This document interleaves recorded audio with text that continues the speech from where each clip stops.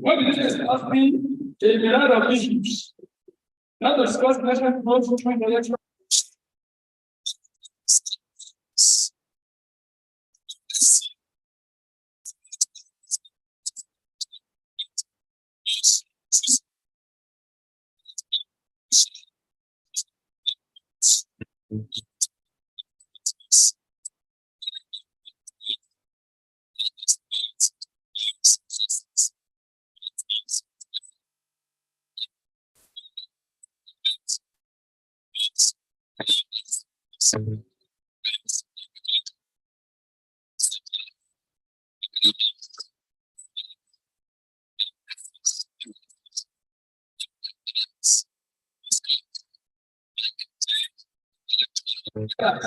at this conference, in order to advance our knowledge and expertise in relation to the opportunities, challenges, and developments in engineering and technology for sustainable development within the framework of the Sustainable Development Goals, SDGs. As keynote speakers, two eminent academics from Nigeria and South Africa were chosen. They are seasoned professionals with extensive academic background. They are Professor Nnamdi Nwulu, the Director of Center for Food, Energy, and Water System, University of Johannesburg, South Africa.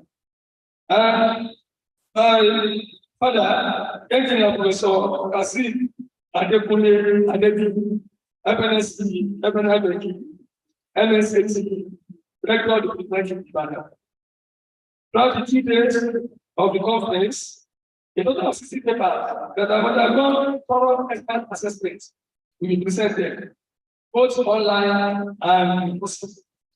There will be 2 panel sessions within the papers, when the rest are individual. Stand by advice to consult the conference schedule for the location of their paper presentation, and I welcome to attend any of the session. I want to use this chance to express my gratitude to the University Administration for the support of the conference. Many thanks. Thank you, sir.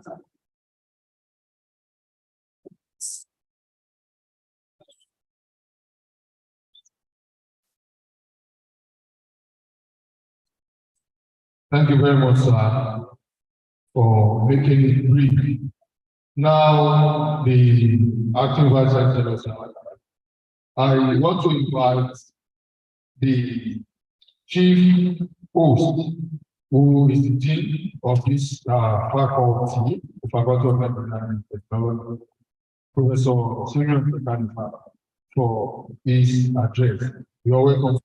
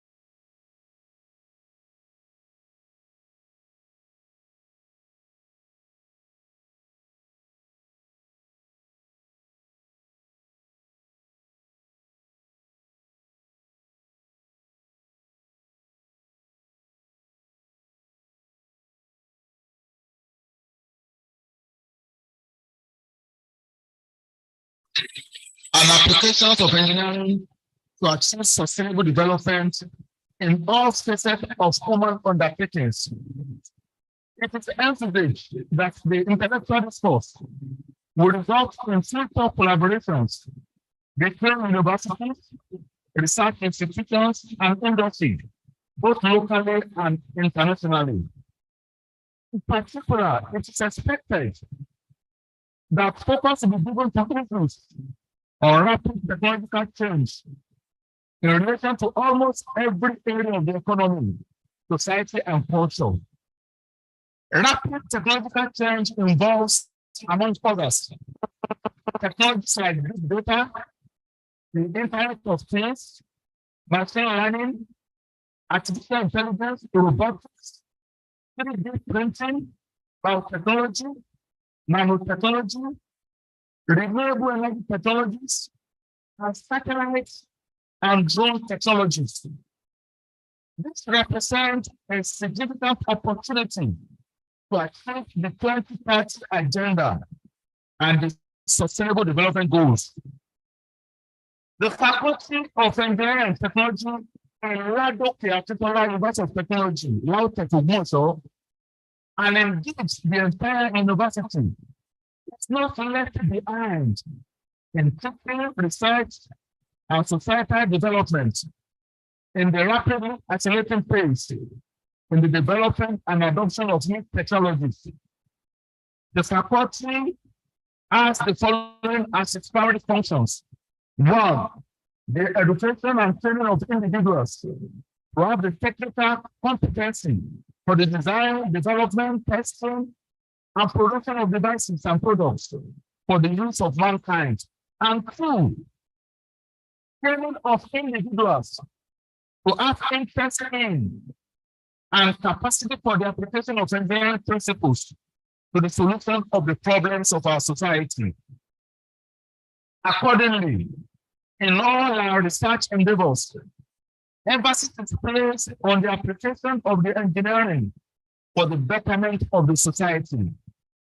Researchers drawn from the 7 departments in the Faculty of Engineering and Technology of LAUTECH have been working directly and indirectly towards achieving notable numbers of the SDGs.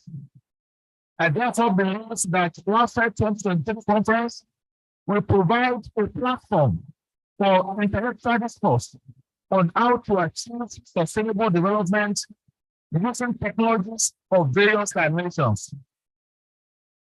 I want to place on record our unreserved appreciation for the unalloyed support the faculty has been receiving from the management of LAUTECH University of Technology Ogbomoso under the able leadership of Professor Emo Liasi. We are sincerely grateful. Finally, I would like to congratulate the organizing committee under the leadership of Professor Dr. Elo Modasiru for their tremendous efforts in organizing this conference. I wish all participants fruitful deliberations. Thank you and God bless.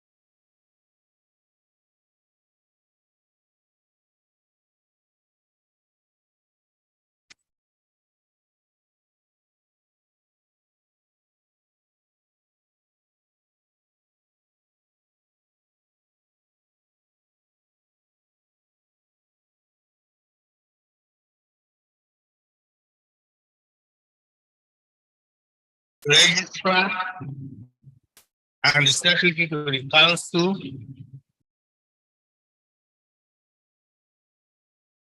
the organizers of this international conference,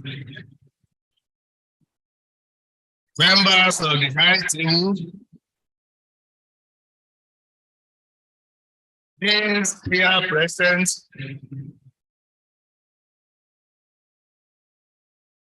academic staff here present,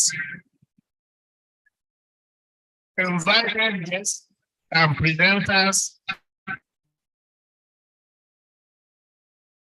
distinguished members of the press, ladies and gentlemen. I'm very delighted to be here today for the opening of the International Conference on Engineering and Technology Research. And let me take this opportunity to welcome you to North Carolina University of Technology, LAUTECH, Ogbomoso. This conference provides a very unique opportunity for all of us because of its truth. It has attracted delegates from all over the world, people with wide-ranging knowledge on the issue of technological advancement for sustainable development. A great pleasure to welcome some participants on this conference, coming from near and afar. The University of Technology LAUTECH may need introduction for visitors coming from our university. Having long been known as one of the best universities in Nigeria, different ranking of university by wedding promote LAUTECH as number 7 in the university. Retains our position as the best state university in Nigeria. The fulfilled development goals established by the United Nations in 2015 consist of 17 global goals with 160 targets. These include actions to end poverty, improve health and education, and promote prosperity and well-being by considering environmental sustainability. Technology development plays a significant role in achieving these targets by improving the efficiency and effectiveness of new and more sustainable ways of development. The creation of new technology that foster research and stimulate innovation is thus required. These processes can be boosted by strengthening knowledge sharing and collaboration among stakeholders in both national and international context. I would like to congratulate the Faculty of Engineering and Technology, LAUTECH, for your commitment and support drive in organizing this conference. I am very certain that this occasion will be able to provide a platform for strengthening our relationships and knowledge sharing, while at the same time providing necessary tools in joint research, collaborations, and product commercializations within the research society.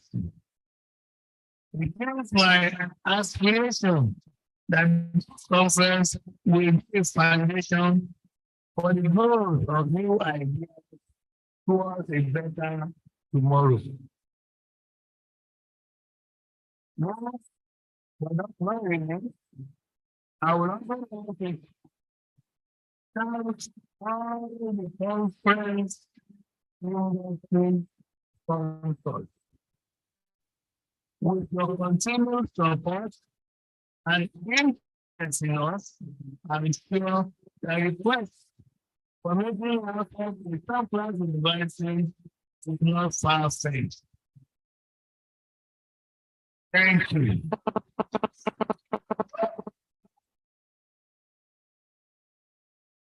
On this note, I hereby declare the sixth International Conference of Engineering and Technology Research open.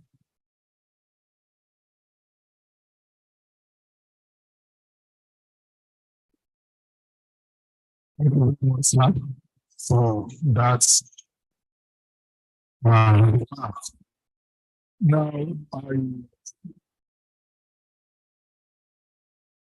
I want to enlighten our students that whenever the vice chancellor of this university or any other university in sciences is making the stage and you want to put your hands together for you, you have to do it or to be on your feet as a sign of honor because the vice chancellor is the number one on our campus. So I want you to put your hands together again for the vice chancellor.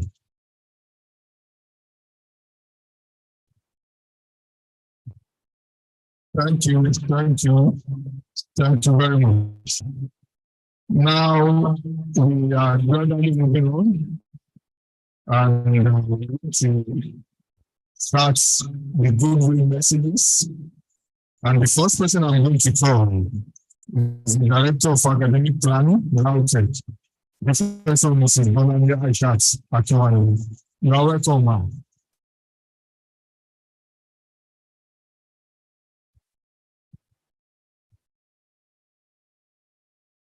I say good morning to everybody, and I would like to recognize all previous courtesies.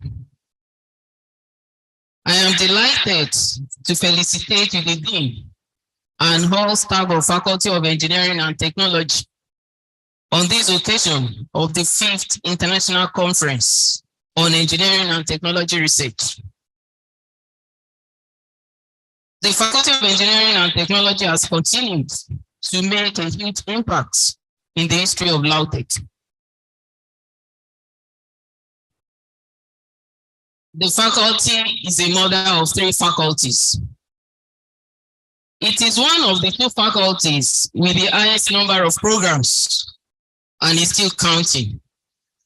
There is every likelihood that it will soon be the only one faculty with the highest number of programs if the momentum to achieve it is sustained. The theme of this conference, technological advancements towards sustainable national development, is so crucial and important for the nation. Scientific and technological advancements have made many important changes throughout history. The theme will enable conference participants to bring to the fore diverse discussions that will advance the cause of invention, innovation, and diffusion of technology process.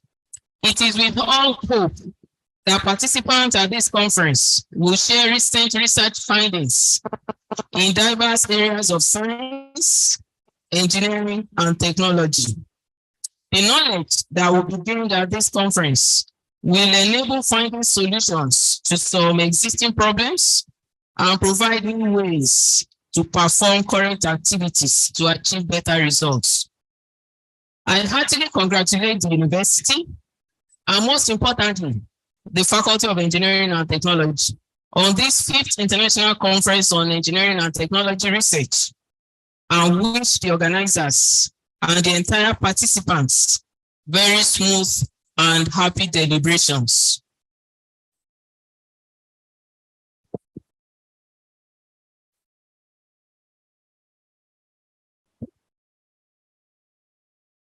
Thank you very much, Ma. Now, while Director of Academic Planning, was making a speech to University Librarian, and I want to invite her to the ITO, Dr. Mrs. Yodupe Aduke Aboyani. Welcome. Now, we continue with the good news messages. I'm going to call on the Director of LAUTECH, Professor Taufik Adebusi. Welcome, sir.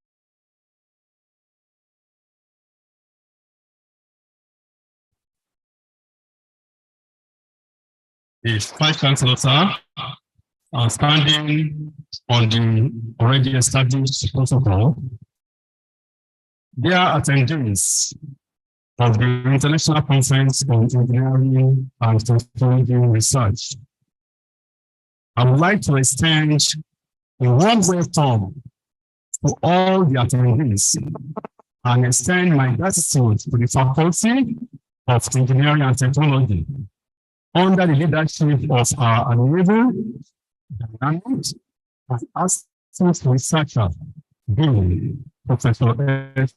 Dekarita, for organizing such significant events. It's an honor for me to address such a diverse and accomplished group of experts, researchers, and professionals in the field of engineering and technology.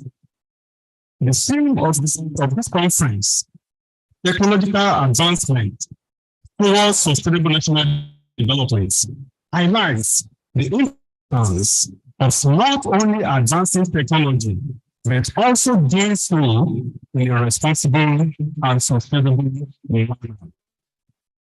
This is an issue that is of particular interest for the Research and Innovation Center of our university, which has a strong commitment to finding solutions to some of the world's most pressing problems.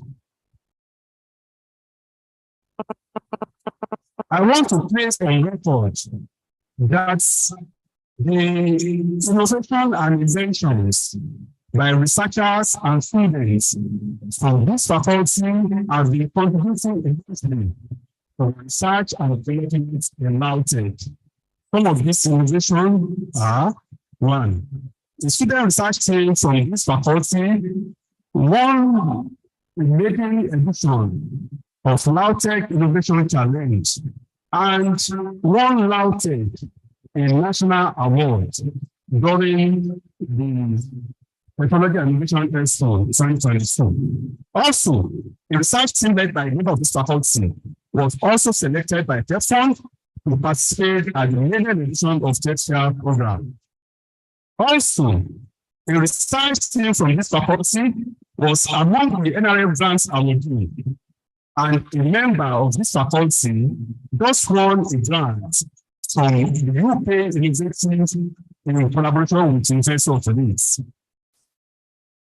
And lastly, about 50% of innovations and inventions from LAUTECH being considered for funding and patenting under PSCII application 2022 by the Federal Ministry of Science, Technology, and Innovation of this faculty.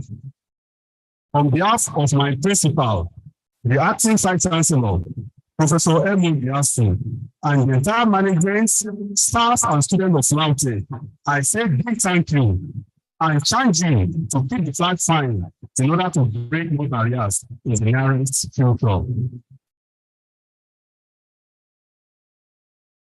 Let us use this conference as an opportunity to learn from each other, hear our successes and challenges, and work together towards a more sustainable and equitable future.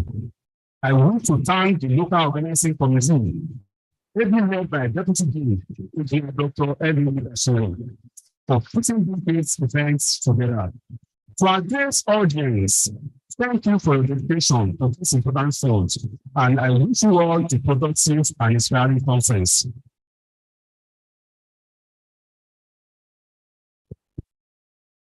Thank you very much, sir. Now, I want to call in the beginning of graduate school, and also in the way of the plan.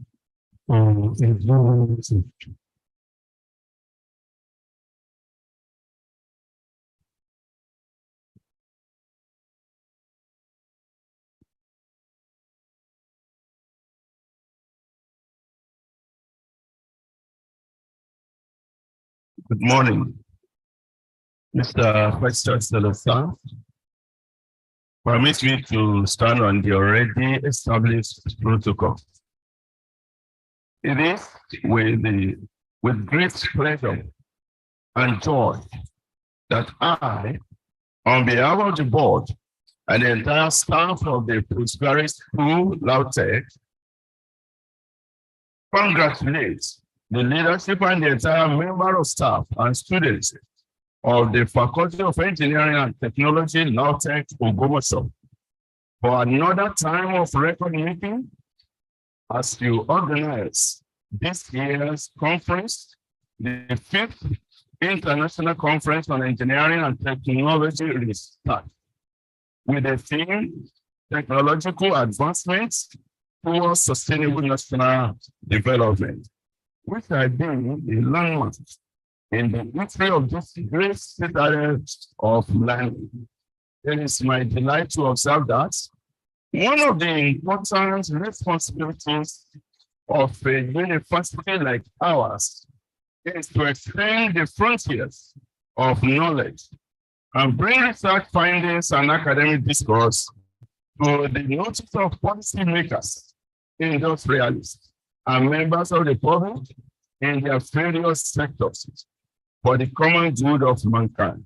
The theme of this year's conference is actually a proof of the big step this Faculty of Engineering and Technology is taking towards the fulfillment of the just highlighted important mandate of this university.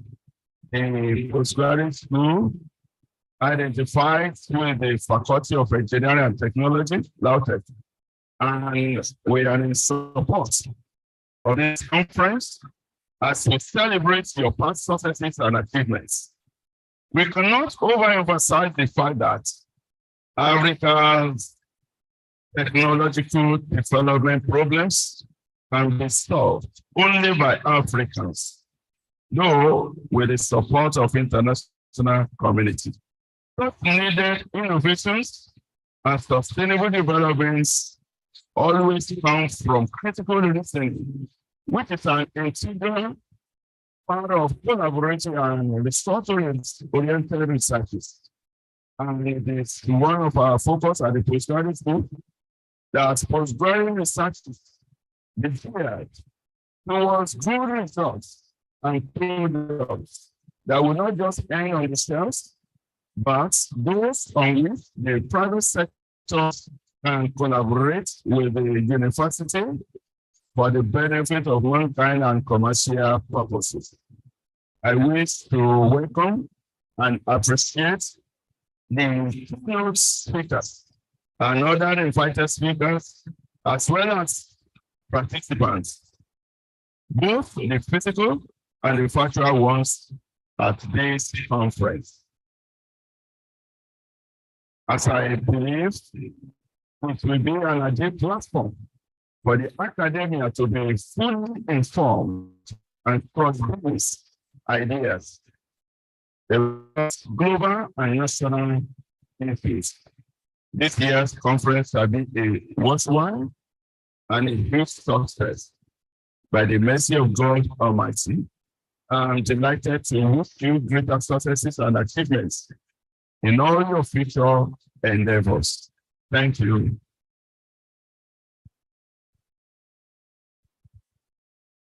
Thank you very much, sir. Now, the acting vice chancellor, sir, the registrar librarian, and the before I call the section, I need to recognize the presence of one of the most of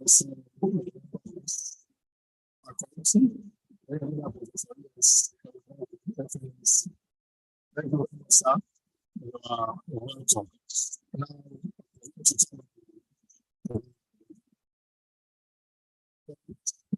so,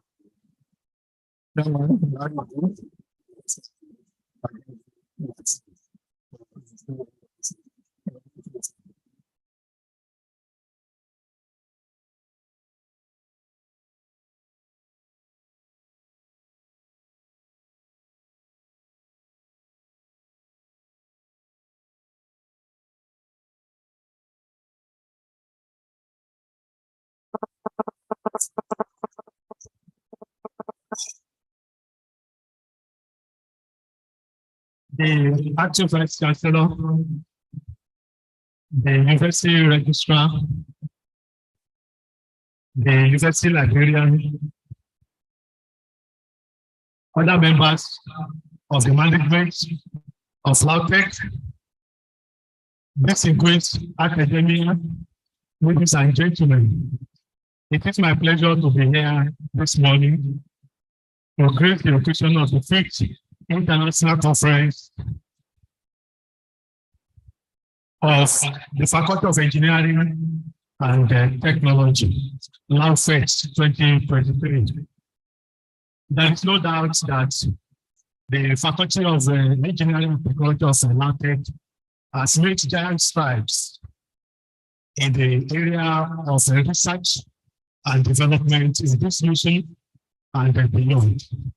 And this is another testimony to that fact.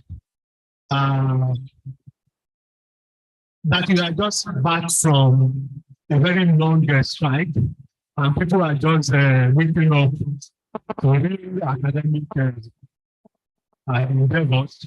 This faculty, I think that will be the first that will organize a conference. I think the faculty deserves a round of applause. And I'm not surprised by the caliber of people in that faculty and the leadership of that faculty. The dean of the faculty, Professor Jeta Ifa, a teacher, and our mentor is our leader scientist. So, on behalf of my research group, nanotechnology research group of LAUTECH, we identify this faculty. Two of our members are even in this faculty, Professor Safam, Professor Zuri, and we are waiting others to come and join us in the enterprise of nanotechnology R&D. So I wish you success in this conference. I hope this conference will bring about ideas that can drive our country to prosperity. So once again, I thank you for the honor given to me to make the remark at this August 22. Thank you.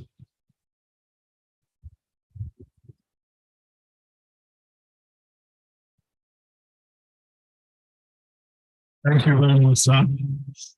We are gradually moving to the end of the opening session of the program. For the closing remarks, I want to invite Dr. Deke Salam.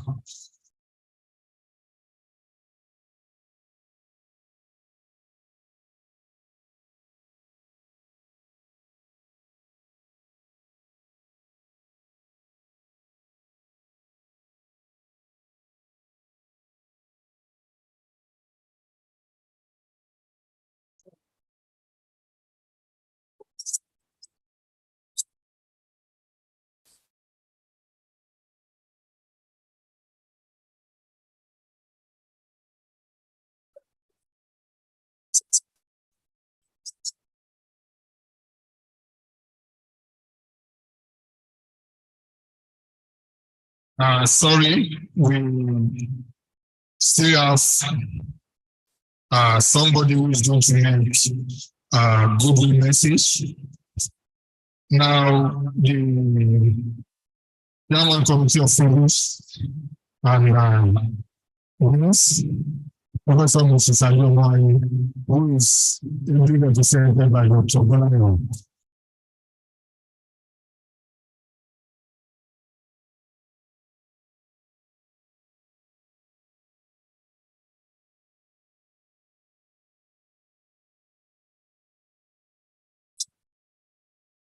Thank you, sir.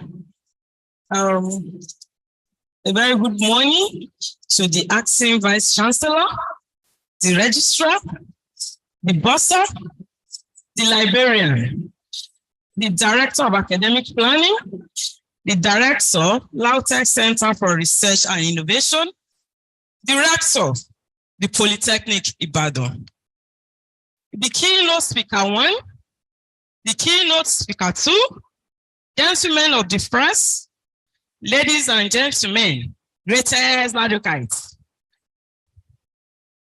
On behalf of the Dean, Faculty of Food and Consumer Sciences, Professor B.I.O. Adeomowaye, I am pleased to deliver a goodwill message at this auspicious event, being the 5th International Conference on Engineering and Technology Research, holding at LAUTECH Akintola University of Technology. First, I want to commend the organizers of this wonderful conference with the theme, Technological Advancement Towards Sustainable Development Goals. This conference brings together men and women of engineering profession from all parts of this beloved country and international participants, thus stamping the essence of technology in making the future of this great nation and other developing worlds. The theme of this conference is highly germane to the country's current economic and development experience. All through history, the development of technology has been a force that's propelling humanity forward. The discovery and the application of science principles of machines and physics has led to the invention of machines that advanced humanity into the industrial revolutions of the 70s and 80s. The current computer and information technology age is yet more lived in the pages of humanity history, torn by technology's hands. Thus, technology has been pivotal to human survival and growth on the planet. Secondly, presently, you all agree with me that we are facing looming climate disasters. And the consensus among experts is that humanity must retain technology and ensure that its application is sustainable. By adopting technology, alternatives can be developed to ensure availability while natural resources are preserved.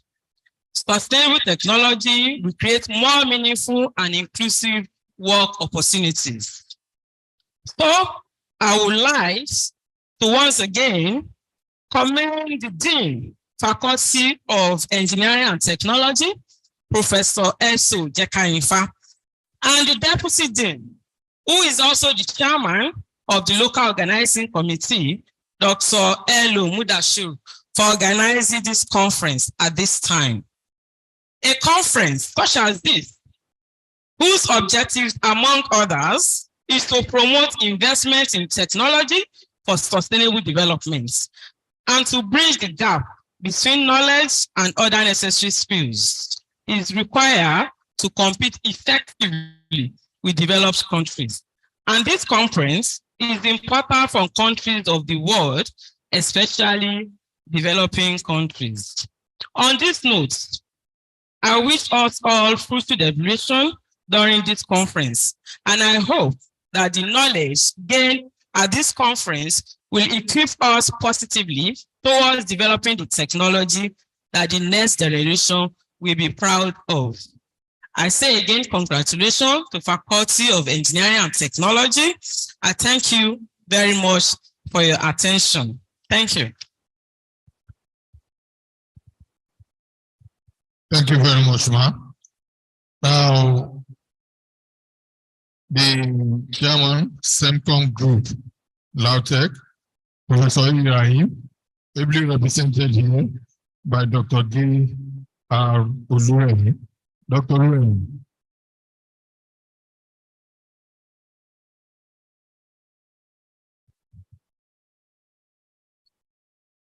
Kindly permit me to stand on the existing protocol. I want to read the goodwill message of Professor E. Rai, the coordinator for Cement and Concrete Research Group in LAUTECH here, who's been absent unavoidably. I appreciate the LOC chairman for inviting me to deliver this goodwill message. And I also congratulate the DIMFEX and all staff for the 5th edition of this conference. Having served as chairman LOC for the 2nd and 3rd editions of FET conference, I understand the efforts that you have put in place. Similarly, to our 4th international conference on advancing on cement and concrete research, ICACCR 2022, which was held last year. I know that it is a no mean task organizing the conference of this nature. The economic situation in the country, as well as the government attitudes, are not helping matters. However, some of us have just decided to continue to put the name of our university LAUTECH, as well as the country Nigeria on the world map of research. I want to say kudos to the organizer of nanotechnology in LAUTECH, the Semcom, and other sport groups in LAUTECH. I believe that this conference, as a platform for disseminating knowledge, I want to believe that all the participants who are here present will be happy at the end of this conference, having gained one or two things as knowledge being imparted. I wish you, the Dean, and the LOC chairman, and all staffs of FET LAUTECH a successful conference, and I wish you all a successful deliberation. Thank you. Thank you very much. Now, the acting vice chancellors and the registrar, librarian, other important guests on the high table. Please permit me to recognize the presence of the father of all students, the dean of students, Professor Azim. Thank you very much. You are welcome. For the closing remarks, Dr. KK Salam, you are welcome. Thank you. Good morning, Mr. Vice Chancellor.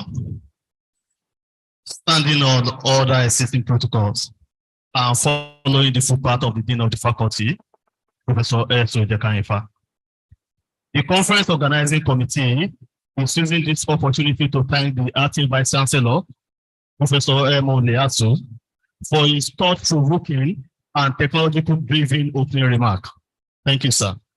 We also extend our appreciation to the University Registrar, Dr. Kiyo Oguleye, all the deans of faculty present, the directors, the head of research team, member of staff of the faculty and the university. Thank you.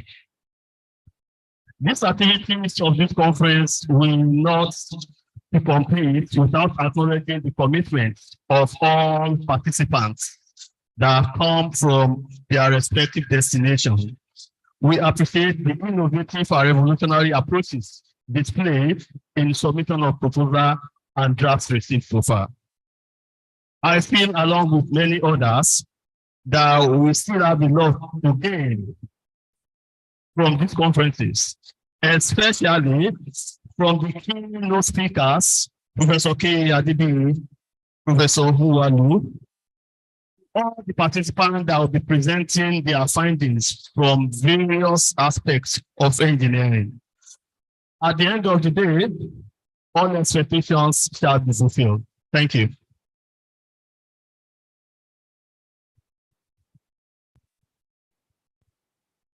Thank you very much, Dr. Kiki Salam. Now, we are going to have the vote of thanks, but before then, I want to recognize the presence of Dean of Computing and Informatics, Professor Afolabi. Sorry, Professor Afolabi. Thank you very much, sir. And also the Dean Faculty of Environmental, who is ably represented here by the Deputy Dean, Dr. Odujo. Thank you very much, man, for coming. Now, for the closing vote of thanks, I want to invite Dr. Eso Ajamu.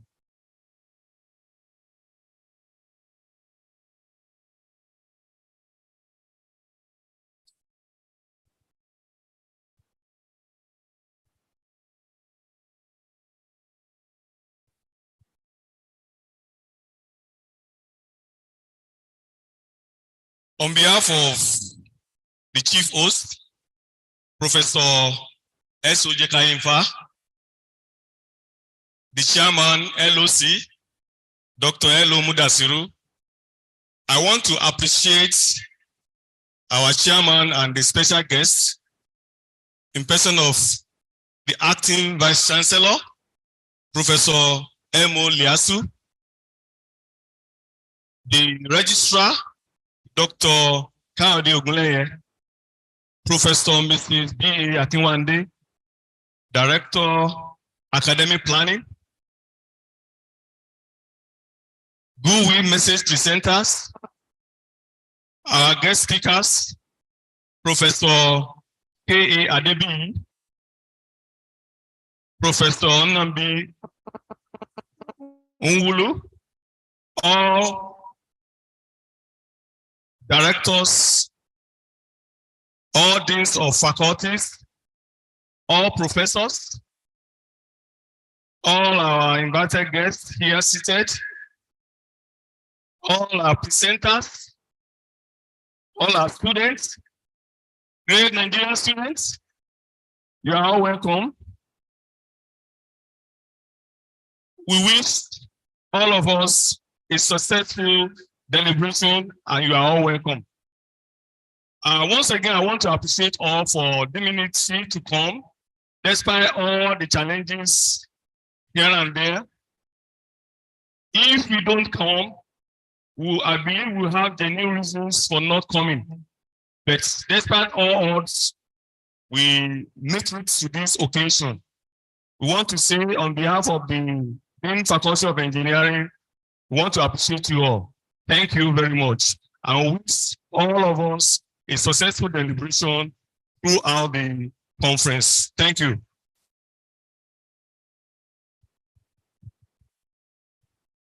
Thank you very much, sir, for thanking everybody here.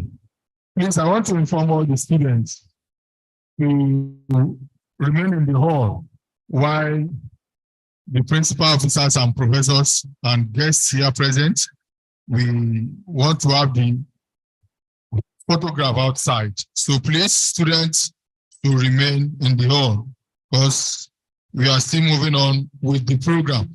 Then before then, we are going to have our anthems, starting with the LAUTECH anthem. Can we all rise for all our anthems, please?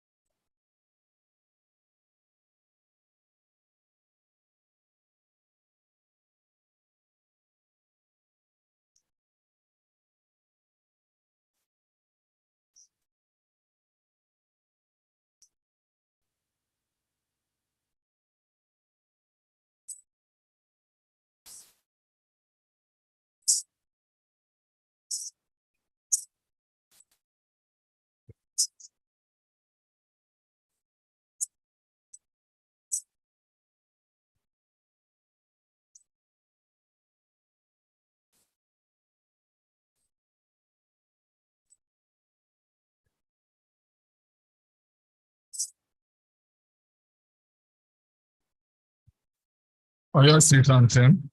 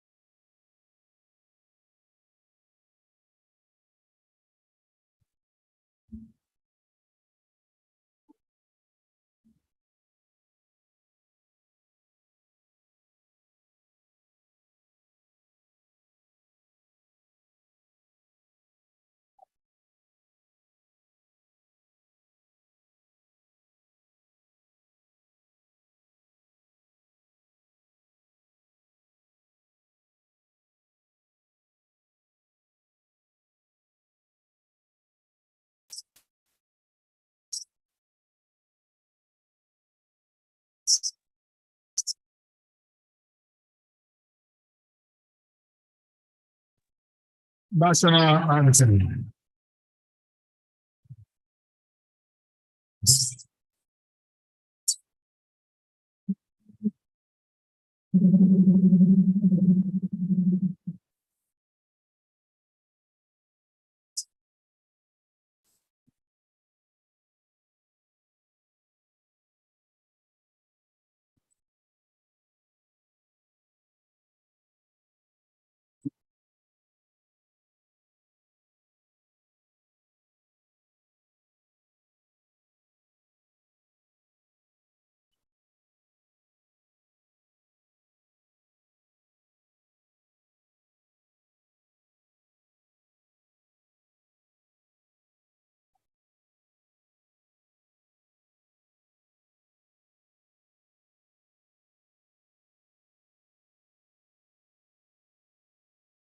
Let's remain standing while the acting vice chancellor and the book on the IT will leave the hall.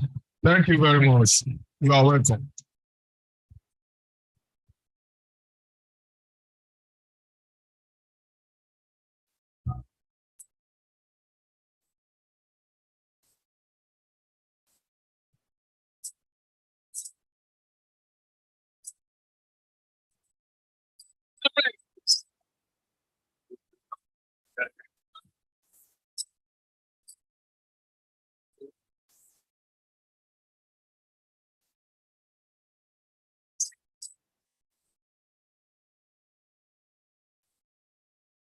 Let's take this.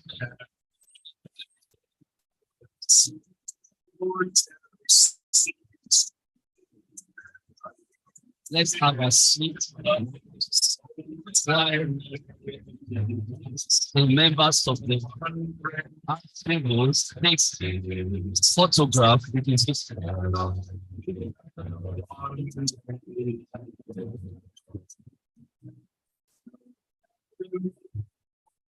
Why the group photograph with the visiting is going on? Let me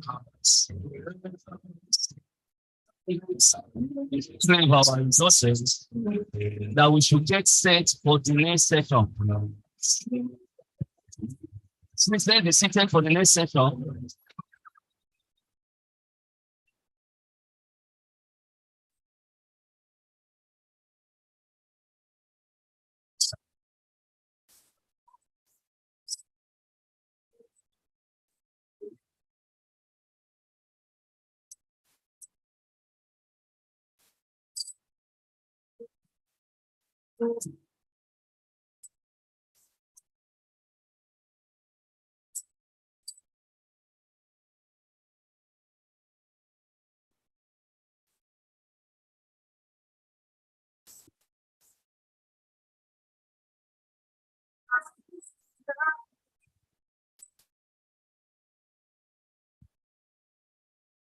We are moving straight to the keynote presentation.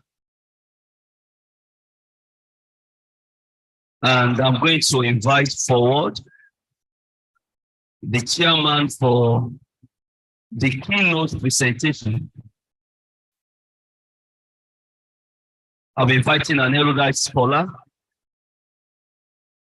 a very senior professor in the Faculty of Engineering and Technology.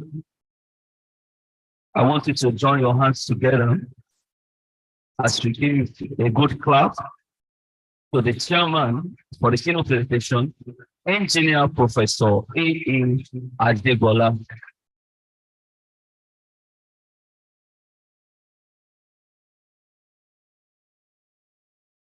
I will also be inviting those that will be joining him as rapporteurs for the keynote presentation.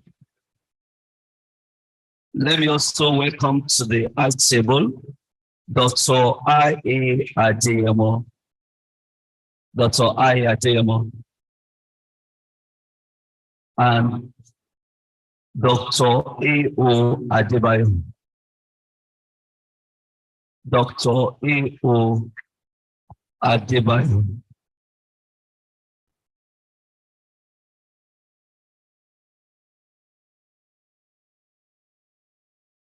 Are they around?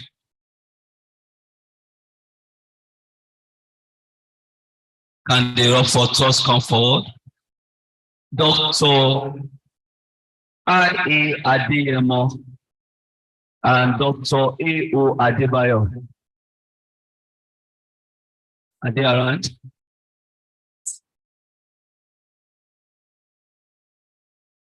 Dr. A.O. Adebayo, please, you are needed here as rapporteurs. You are already starting. Let's give him a good clapping. Let's give him a round of applause. A round of applause to Dr. A.O. Adebayo. Okay.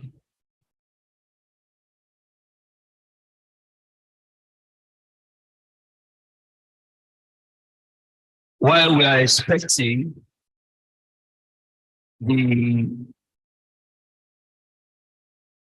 our first guest speaker, who is going to be speaking to us on the topic, innovative approaches towards achieving sustainable development goals. Okay, it's already around.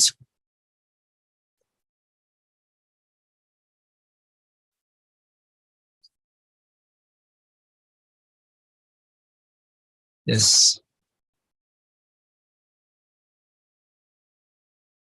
Let me also invite forward to the high table our guest speaker,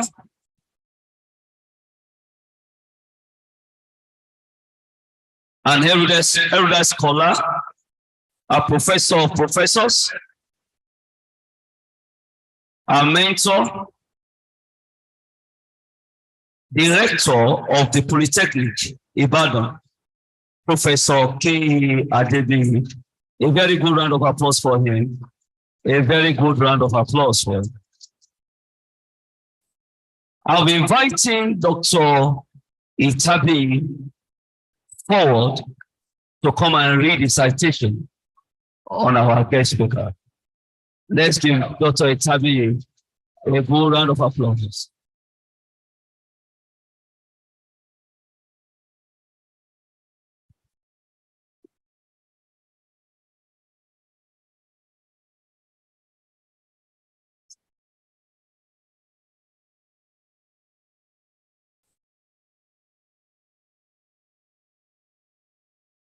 The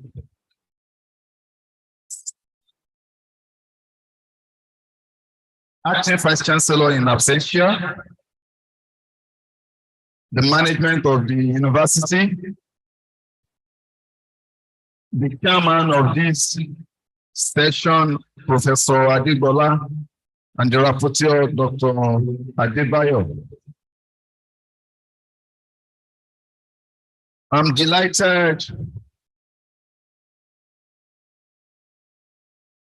to be here and also to read the citation of my academic father, my teacher. Honestly speaking, the student here, I want to tell you that I've been praying for a day like this, when I will be able to ask my teacher to do something and he will obey. Today is the day that I've been looking for. Why I call on Professor K.A. Adebisi to stand and remain standing, sir.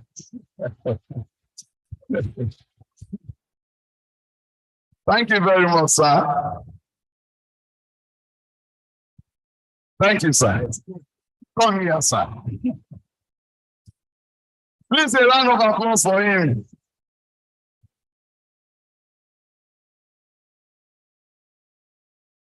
Right, Professor Hasim Adekunle Adebisi was born over 50 years ago in Ibadan. He started his elementary education at Community Primary School, Sasa, in Akinyele local government, Ibadan, and completed same at CAC Primary School, Eleta, Ibadan. He later attended Aperi Onimere Commercial Grammar School, Aperi, Ibadan, for his secondary education, which he completed in 1986. Professor Adebisi started his tertiary education at the Polytechnic Ibadan, where he graduated with upper credits in engine mechanical engineering in 1989. Thank you very much. He later proceeded to Federal University of Technology, Akure, where he obtained the engine in mechanical engineering in 1994. Also, he obtained MSc and PhD in industrial engineering from University of Ibadan in 1999 and 2006, respectively.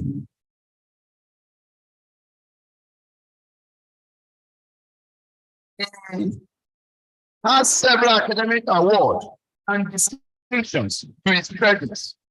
These include best graduating students, engine mechanical engineering, 1989. In fact, I will advise that we continue clapping because we have to just use his own anointing to be able to have this kind of profile. That's what I will advise us, new students, so that you can talk from that anointing. University scholar, mechanical engineering, Federal University of Technology, Akure, 1991, 1992, 1992, 1993. Upper Adeshida, Adebanjo, the fourth prize for best graduating students in mechanical engineering, 1992, 1993. Best graduating students, mechanical engineering, Federal University of Technology, Akure, 1992, 1993 academic session. Best graduating students, MSc students, Department of Industrial and Production Engineering, University of Ibadan, Ibadan.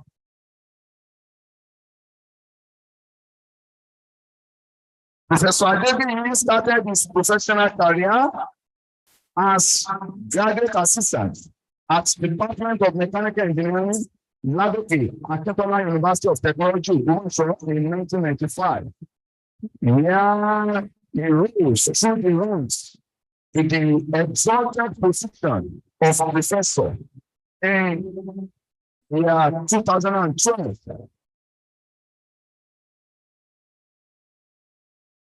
He has successfully supervised many PhDs, scores of masters, theses, and several undergraduate dissertations. As a hallmark of academic excellence, Professor Adebumi has over 130 publications, both in national and international journals, and has attended conferences widely. He has won academic and infrastructure program development grants worth over 1.2 billion naira. For that, you have to do something for us today.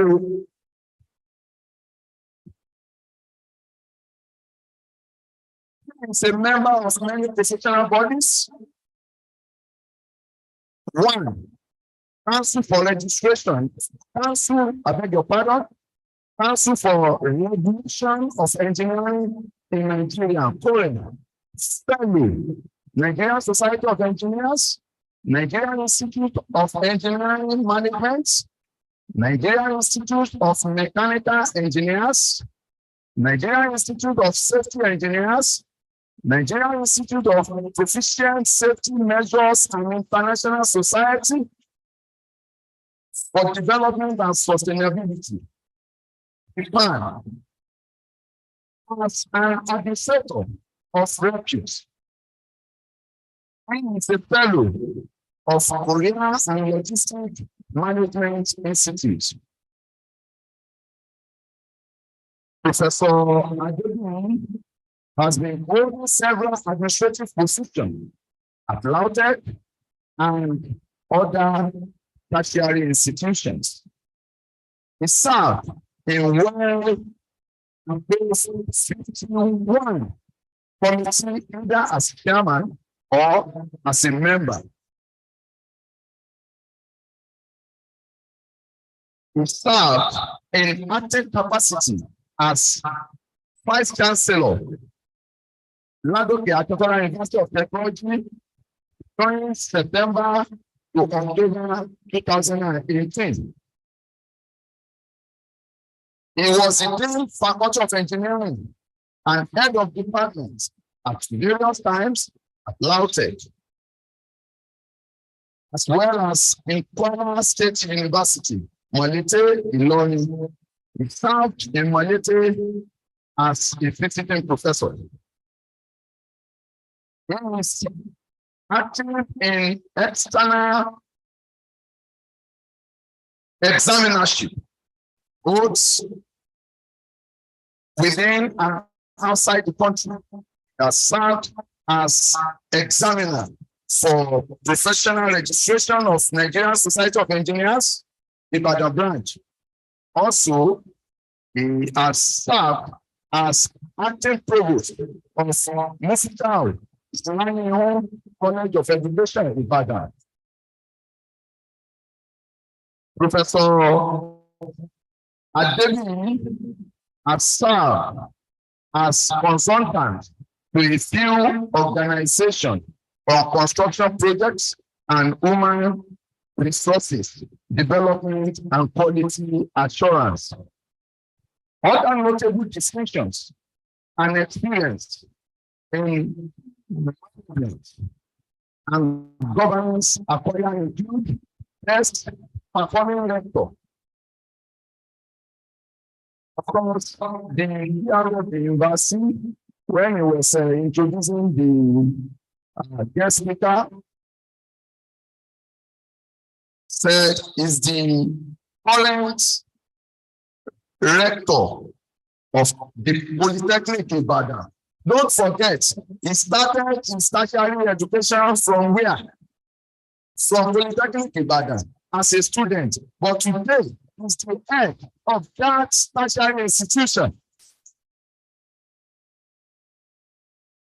Why serving? He has received award of Best Performing Rector of the year 2020. Coalition of Civil Society of Nigeria. I think we deserve better round of applause.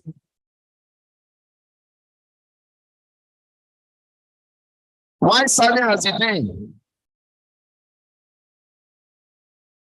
he's the chairman. He was the chairman committee of deans and provosts, LAUTECH, Ogbomoso, member governing council at Ibadan University, March 2020 to date, member governing council, Nigerian Institute of Proficient Safety Measure, 2013, member governing board, Polytechnic Ibadan, 2014, member advisory council, International Psychometric Center, 2021 to date, Oyo State Chief External Examiner, Camp, March 2022 to date, Professor Kazim Adewale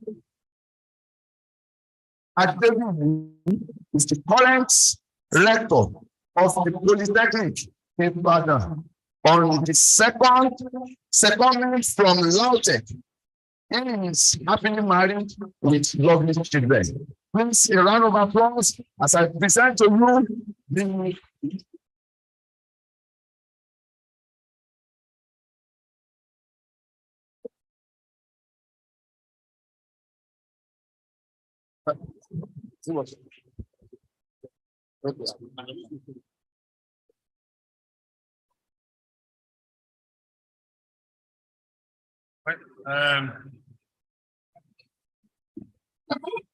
let me 20 minutes. Okay, they said I'm giving 20 minutes, and I was told I can use 3 microphones at a time. Unfortunately, I don't know how to use that. I have 2 ones. Yeah, let me, because for the sake of time, the chairman of this session and president of Professor A.A. Adegbola. Well, let me make 1 or 2 remarks before I proceed. One of the happiest moments of a teacher is when you see your student becoming your director and is giving you a kind of command. The essence is, it means you have produced and then you have fulfilled. So I want to thank my boys directing me to stand up from that place, to come here and also to stand there. But everybody has got his own time. I'm still directing it, don't worry. Well, be that as it may, the second remark is that so that if you want to turn to the slide, you can use this. Okay. The second remark is that I'm so much glad to be here. This is a 5th annual conference. When the 4th annual conference was done, precisely 7 years, less 10 days. That was February 23rd to February 25th, 2016. That was when we had the 4th annual conference. By then, I was the chief host. But today, I'm keynote presenter for the 5th one at the span of 7 years. So we want to thank God for the grace. When this the LOC was moving around, I said, well, 6 years ago, 7 years ago, my ADD is there seated. We are also moving here and there, moving interskater to ensure we have it organized. Unfortunately, there was no money there. I was saying, how do we do it? I said, don't worry. Don't worry, we are going to have it done. And by the grace of God, we're able to do it. So I want to thank the Dean for this opportunity to present what I was given to talk on: innovative approaches towards achieving sustainable development. Well, please, let's go. I think I read the protocols. From the title, we say innovative approaches towards achieving sustainable development. This is a general knowledge topic. I know all of us, we are fast about this, but perhaps what we want to do today is to add to a few things we already know about this, so that all of us, we can learn from our collective wisdom. Because this is something of general knowledge, which I believe is at the fingertips of every one of us. But that notwithstanding, we still need to discuss and see how this, like I said, facing the challenges. What are the challenges? Before Sustainable Development Goals, in the year 2010 precisely, that was September, there was what we called Millennium Development Goals. And these Millennium Development Goals was arrived at as a result of when just 3 major things were observed in the world. And those 3 things, I put it PID. 1, poverty. 2, ignorance. And the third one is diseases, was ravaging the world. And that was when the UNO came together and they came up with these 8 Millennium Development Goals addressing those 3 major problems. Within those 3 major problems, there are other problems that were identified. And the goal then was by 2015, they should have achieved those 8 goals. Well, some were able to achieve, some were unable to achieve. But after 2015, again, about,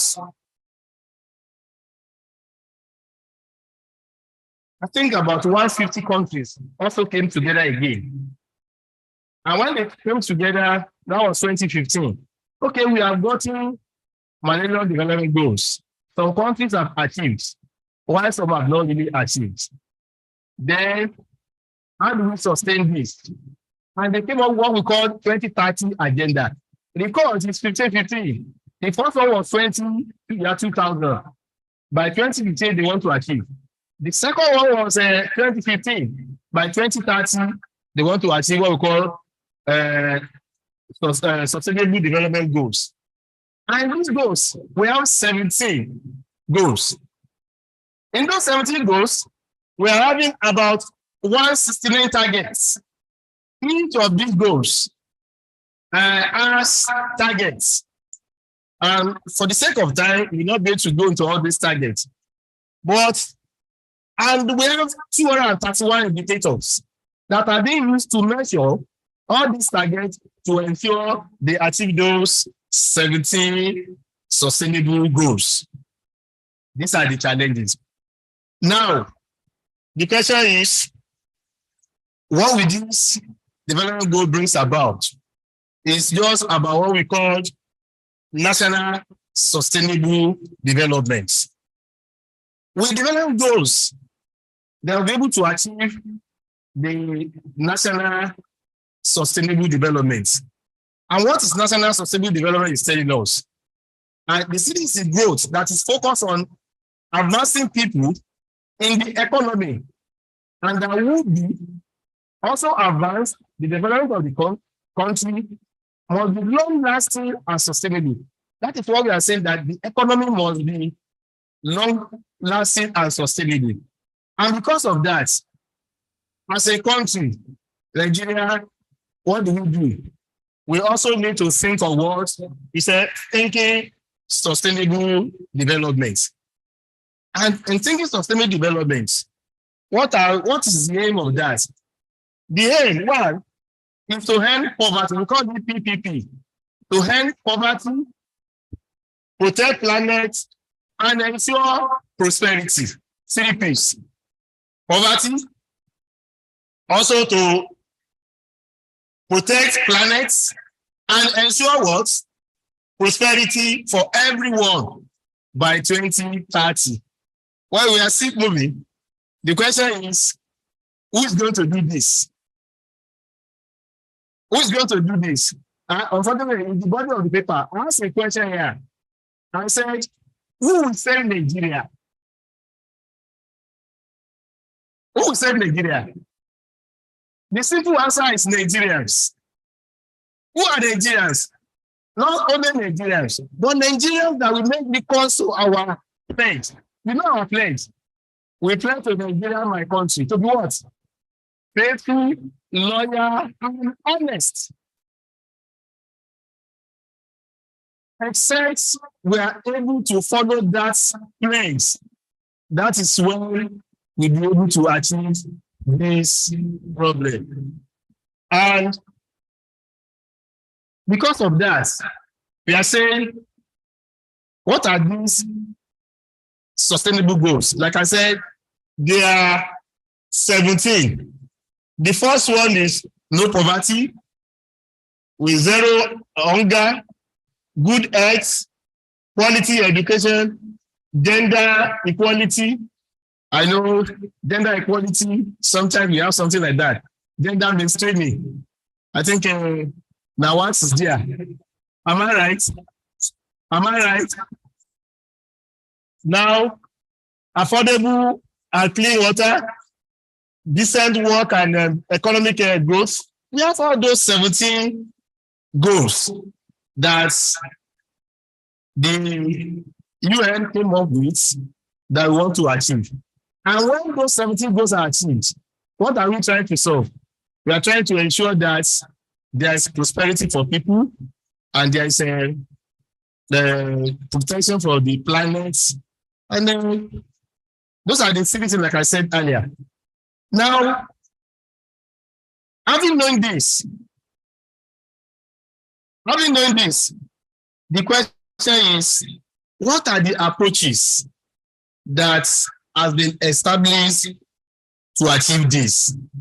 There are so many. We have target 169 target. I have them here, but there's not much time for that. It's just a discussion, like I said. Now, the big question is, what is or has been or could be the way out to achieving this technological advancement towards sustainable development? The theme of this conference is technology advancement towards sustainable national development. And we are focusing on sustainable development goals so as to achieve this sustainable national development. The big question is there a consensus on typology of new models or approaches to innovation in literature?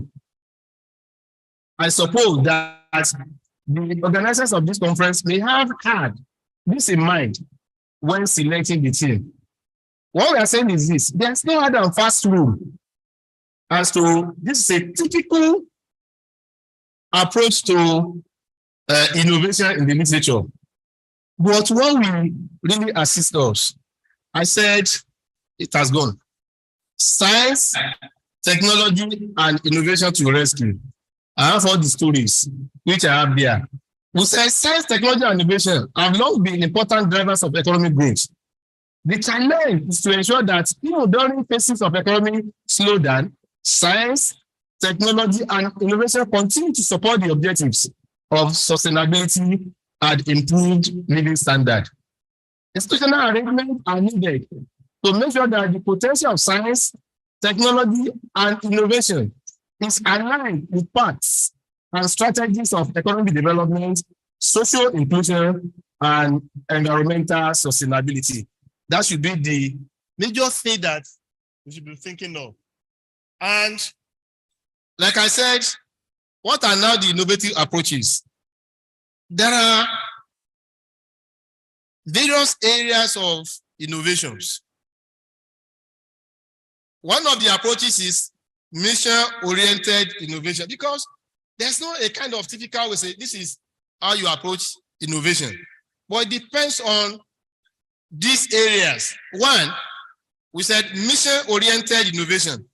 That is putting together network research initiatives at the national or international, as well as incentive system that must steer innovation in direction of achieving particular technological, environmental, or social objectives.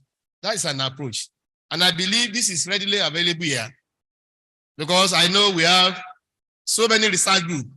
Prominent is Nano Research Group, headed by our chairman, Professor Bade. I know, at least when I was there, the group has organized so many conferences, which I think I was part, not as presenter, but as a attendee. I think I'm right.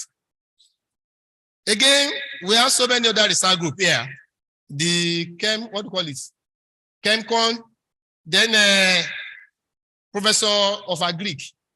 What was the I've forgotten the Olabi, yes, Saku. Yes, Saku is another. And what we are saying is this part of innovation we are talking of is mission-oriented innovation. Because we have certain mission that we want to achieve in area of nano, in area of cement, in area of, these are what we call, these are the other one is pro-poor and inclusive innovation. Pro-poor and inclusive innovation. Because sustainable development goals, one of the things we are trying to achieve is poverty. We want to address poverty. And in doing that, extending the reach of innovation beneficiaries and expanding its bottom of the pyramid focused innovation. This was according to Prior Highlight 2004. This focuses on mainly the private sector. Mainly on the private sector, because this is it is believed that the private sector, you have to do something so as to ensure that at least they grow. There are so many things that government has done in terms of SMEs, all these policies.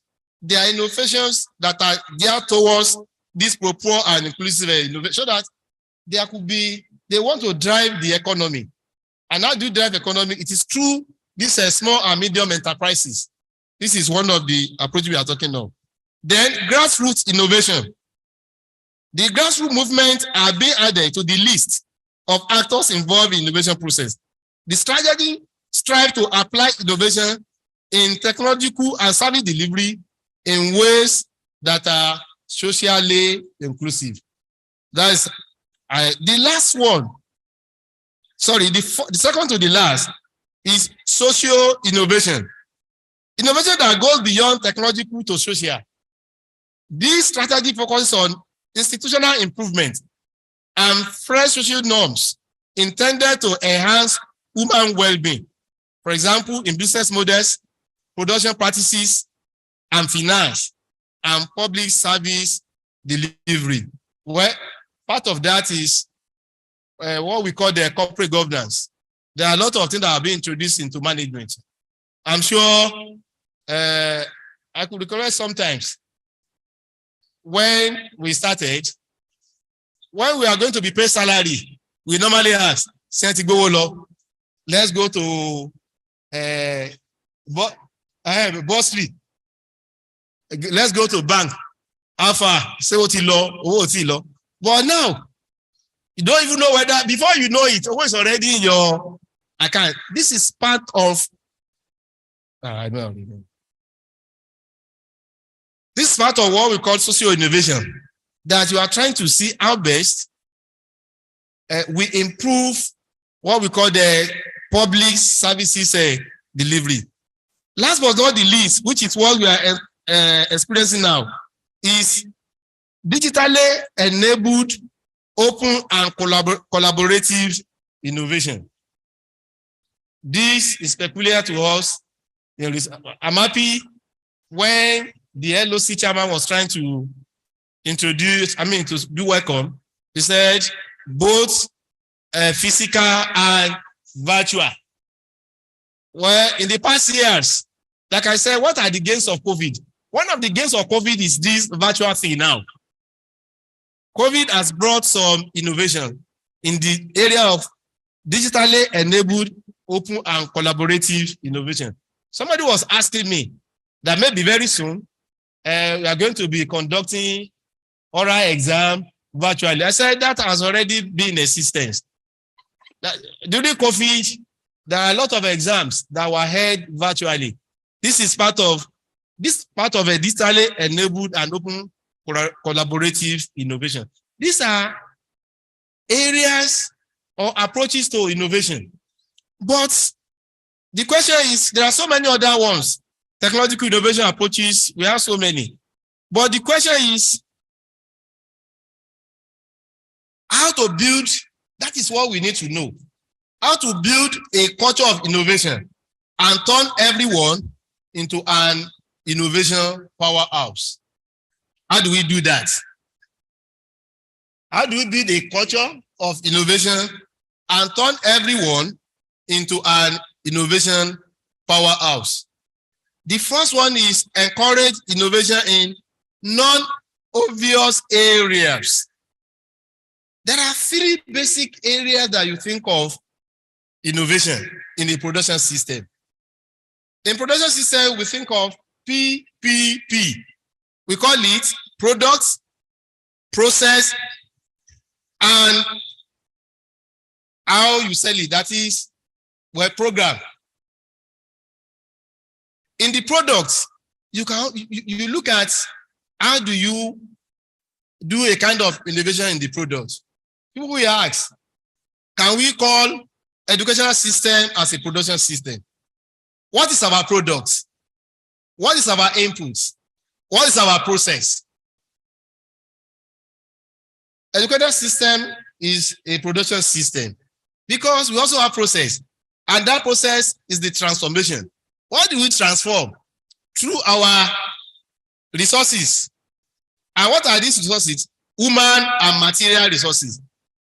Our human resources, our teachers. Our material resources are whatever technology we put up to ensure that we deliver the lecture. These are the areas that we think of when we are thinking of how do we, the obvious areas. And what we do is that once we identify this, it is a business model. It's called a business model. We have to identify all these areas at our departmental level, at faculty level, even at institutional level. These are the key areas. And from there, we'll be able to ensure that at least we have to encourage every one of us. One of the innovations is the current CC marks now at that level. Because the essence of CC marks is, like somebody was, I don't know whether I can recollect. Professor Mole said, and I quote, he said, it was at that hall, not this hall, the hall. He said, the people that brought education to us, what they gave us was knowledge, but they didn't give us understanding. So that's our problem. And if you look at it, we all know what is Pythagoras theorem, what is this, at all level, what is economics, what is this? If you say 2 plus 2, we say 2 plus 2 is what? 4. But mathematicians will tell us it's not always all the 4, because there's an underlying assumption that we all agree to without even knowing. We don't have that understanding. We just know that 4 plus 4, 2 plus 2 is 4. But it could be only 4 when we are working at the base more than 4. When we are working at base 4, 2 plus 2 will be what? 1, 0. If you are working at base 3, 2 plus 2 will be 1, 1. This is part of understanding we are talking of. And this is part of innovation we are thinking of, that we need to solve the problem for our own environment. And how do we do it? You know, this time around, they say 70% will be based on CC maths, but 30% will be peculiar to our own environment. We have to localize it. That is part of innovation we are talking of. When they brought this for us, when we are so, well, this is, you have to follow the, we call it a curriculum from NUC. We just do everything. Whether it fits into our environment or not, nobody cares. And that is what we have been teaching that for years. And we continue doing that. And thank God, this is part of what we call innovation. Also, all of us will now be thinking at departmental level, what do we do to our product? What do we do to our process? What do we do to our program? This is how we can encourage innovation. The second one is encourage search for accidental innovation. Accidental innovation. Not all innovations is intentional. If you can get your subordinate to be on the lookout for innovation potentials, in mistakes they have ignored and accidental leaps that occur, or worse, bury these accidental improvements has been evidence of theirs or their co-workers' error. The question is, almost everybody will be fearing when they commit errors. And Professor Oloyede JAMB, he said most of the innovations we are having in JAMB are product of what we receive from people, not from us. Don't worry, whatever you think, you know, just tell us, whether right or wrong. They will now look at it, see how best they can use that to improve their system. So we should encourage what we call accidental search for innovation through people committing mistakes, whether in terms of the process, whether in terms of the product, whether in terms of the program. Then encourage an attitude of dissatisfaction. You see, when we say attitude of dissatisfaction, we know that we have to encourage among our subordinates. You see, this time around, people are not really satisfied with the situation of things.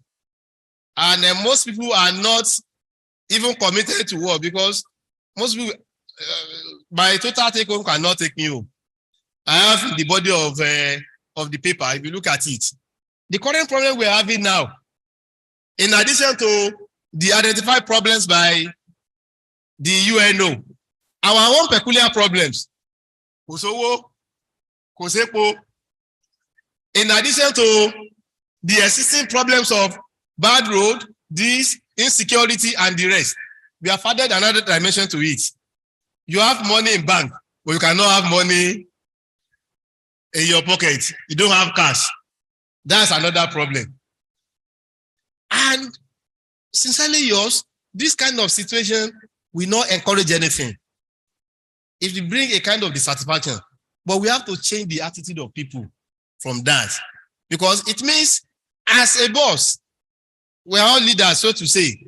You should first of all inculcate the habit of whatever be the problem, just have contentment of mind and satisfaction of mind. And that is how you can only encourage others. The other one is strive to build a blame-free culture. Strive to build a blame-free culture. You see, when they know that, if I do something like this, I'll be blamed for it, that will not bring any expected innovation. This particular Esteem, when Esteem was about to develop this, our bulb, he used almost about 300, he made 300 trials. And one of his boys said, Oga, we have wasted about 300 materials. He said, no, we have not wasted about 300 materials. But what we have done is this, we have known about 300 ways that we cannot make bulb. This is what we are saying, a blame-free culture. Once we have that, a blame-free culture, sincerely yours, we'll be able to build into ourselves and our people the art of innovation. And this will bring expected development. You see, don't just blame, because human beings, we are bound to make errors. And if we want progress, we want development, we have to strive what we call we have to build a blame-free culture.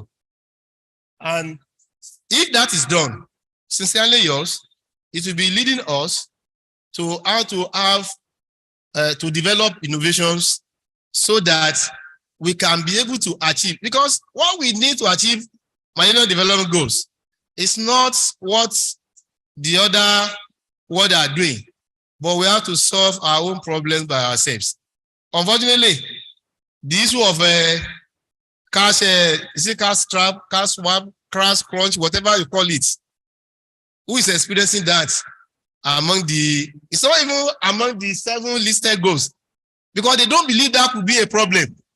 And that is why we have to narrow ourselves to our own local ways of looking for innovations that will be able to use in addressing not only sustainable development goals, but our own local goals.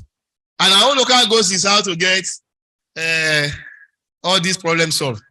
Well, we want to say one of the innovations, whether we like it or not, in the area of security is what the Oyo State government has done in terms of Amatekun. Whether we like it or not, we know Amatekun has seriously assisted in curbing insecurity to large extent in Oyo State. This is part of innovation we are thinking of. Solving our own local problem. This is not part of what Sustainable Development Goals is addressing, but this is what we are addressing ourselves. And the only way we can be able to do that is to imbibe in ourselves all these 4 listed ways, so that we can, each and every one of us can become a powerhouse for innovation. In conclusion, I said, without any doubt, we've all recognized that each benefit are barred from scientific and technological advancement. However, the emerging technologies such as nano, bio, and quantum technologies and data science deserve attention in terms of not only of private and public investment, but also of novel policies that ensure that benefits of science and technology are fully realized while moving towards economic sustainability, improve air service delivery, and adequate security of the country. I know Nano is going to that. I think there was a time a policy was about to be made when I think Professor Agbaje attended something like that in Abuja. But that we need to pay more attention to that, because we have gone past the area of all this Elbepsino, carbon, this and that. We are now into nano. Again, the only way we can experience accelerated economic development in Nigeria is for all of us to imbibe a culture of innovation that promotes science and technology. And this culture is going to be driven by our collective efforts, academia, in research and innovation scientific developments. Technology is all around us and is ever changing. Therefore, research and investment in new innovations are essential. Our investment in science, technology, innovation ensures that we give our country a competitive edge and leads to greater prosperity, more entrepreneurs and jobs. I'm confident that this conference will adequately address the aforementioned. Our goals of security, stress-free society, sustainable economy, and excellent air service delivery may not be achieved immediately, but we must not relent. We may not achieve it immediately, but we must not relent. Let me quote the word of Napoleon Hill, 1883 to 1970. Says, and I quote, "Don't wait. The time will never be just right. Start where you stand and work with whatever tools you may have at your command, and better tools will be found as you go along." Let me once again very sincerely thank the organizers for deeming me worthy to speak at this event as the keynote speaker, former chief host 7 years ago. I congratulate you all and I wish you successful deliberations. I thank everyone for your attention. And I will command Itabi to come and carry this thing.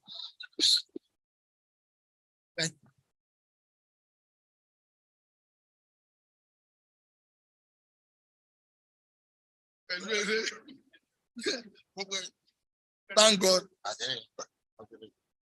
Thank God I did not lose my opportunity. Yes, once again, I want us to give a very loud clapping for that wonderful presentation. Professor K. Adebi presented the keynote lecture within the time frame given to him. We thank you, sir, for the lecture. Now, having said this, I want us to have it in mind that we are having two presentations, and the second one is going to come not too later, and it's from someone who is from South Africa, Professor Namdi Nwalu. But we would like to welcome questions.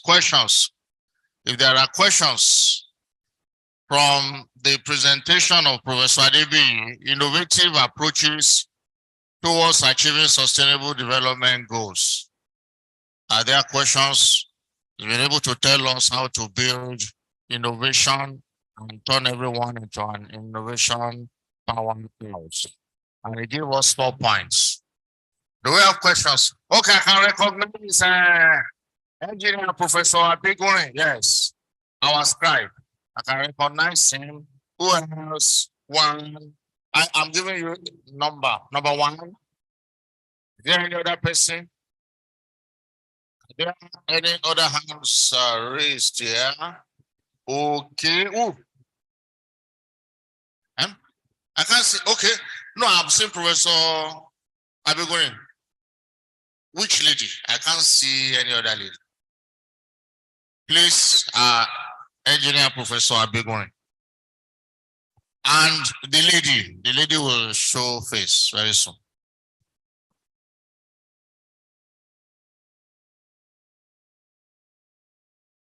Thank you, sir. I want to thank the keynote lecturer for awakening our minds on this innovative development. There's one thing he said that exacted me, and I agree completely, that the Nigerian problem will be solved by Nigerians.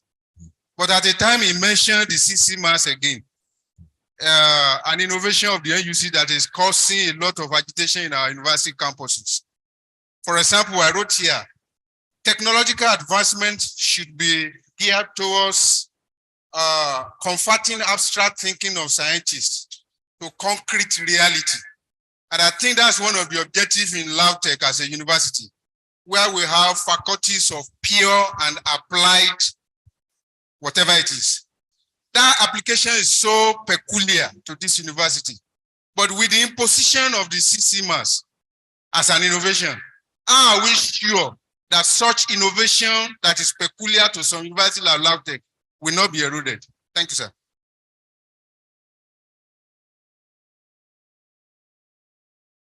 Okay. Engineer Professor Mojida Taremo, please join us at the high table. Thank you, man. I know you are ever ready. Engineer Professor K. Adebi, you can respond to his question, sir. Yes,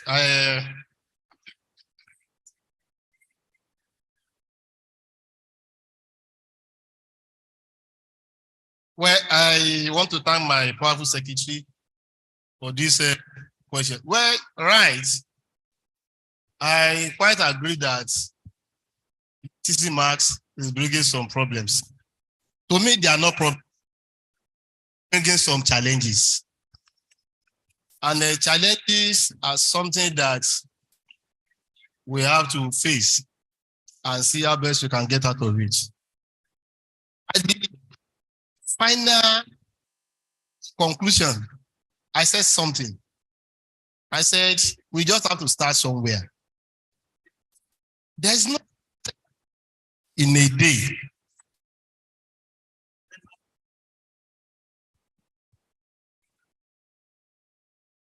Like Yoruba we say, òsígbà tójò rọ̀ tí ò ní àwọn kan lára. There's no perfect system. But so far, we are able to identify some of these peculiarities, then these are things that with development, we can bring all this stuff. That is one. Two, you agree with me that Please let there be no noise. Please. Silence, please. Let there be no loss, as said by my chairman.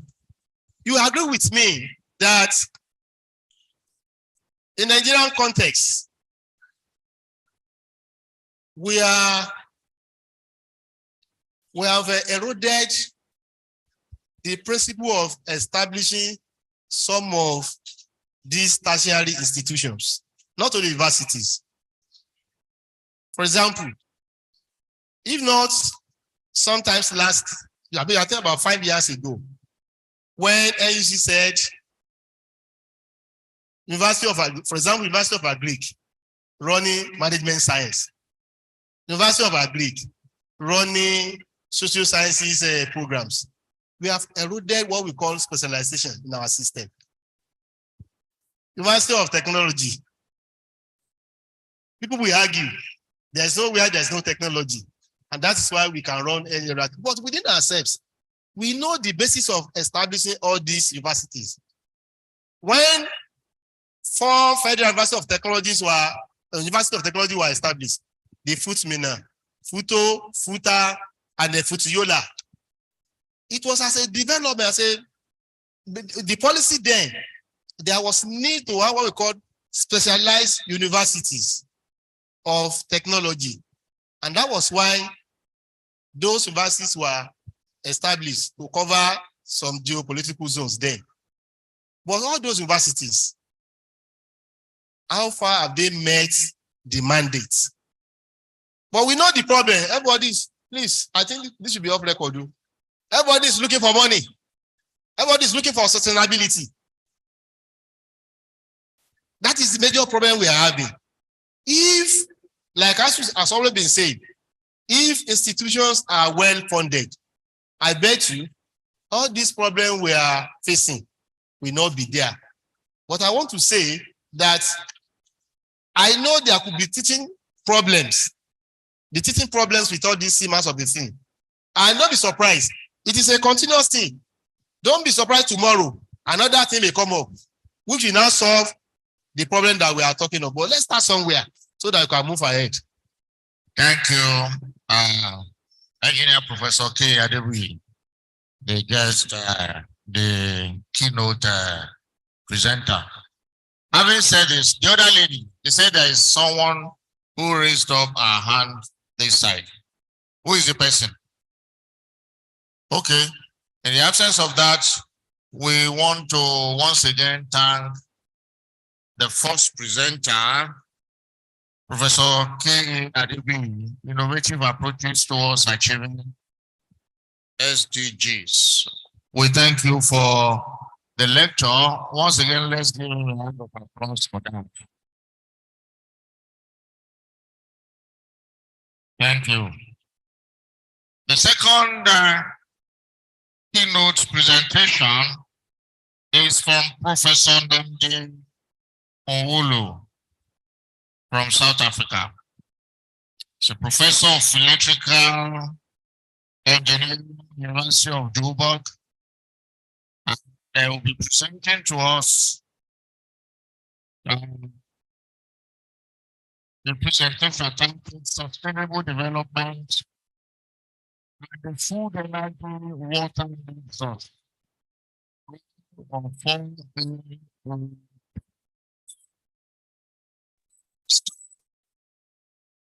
And this will be done through Professor Onwulu, the director of the Center Fiber, Physical, Food, Energy, and Water Systems. I want to confirm whether we are ready to have presentation. And while we are waiting for 1 or 2 things to be done, so that we can have something that looks like an interlude. Can you give us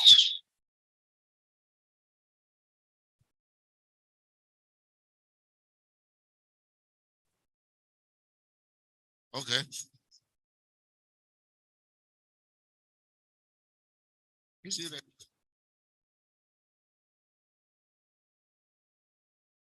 Okay. The citation I just been told that Onwulo is ready to present his paper, but before the presentation, we have to call someone to come and read his citation. Short profile of Professor Nnamdi Onwulo. I want to call on, where is Dr. Itabi? Of Professor Onwulo. I'm not sure you stand by.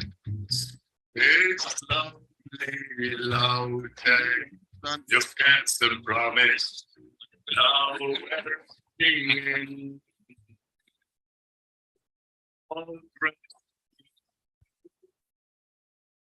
Thank you very much, the chairman of this.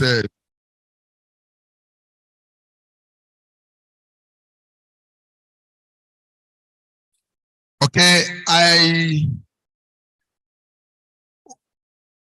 want to read to us the short profile of Professor Nnamdi Onwulo, and of course, in absentia, I will also ask Prof to stand and remain standing wherever he is. He will be looking at me right away from South Africa. So, Prof, I'm asking you to stand and remain standing. Right.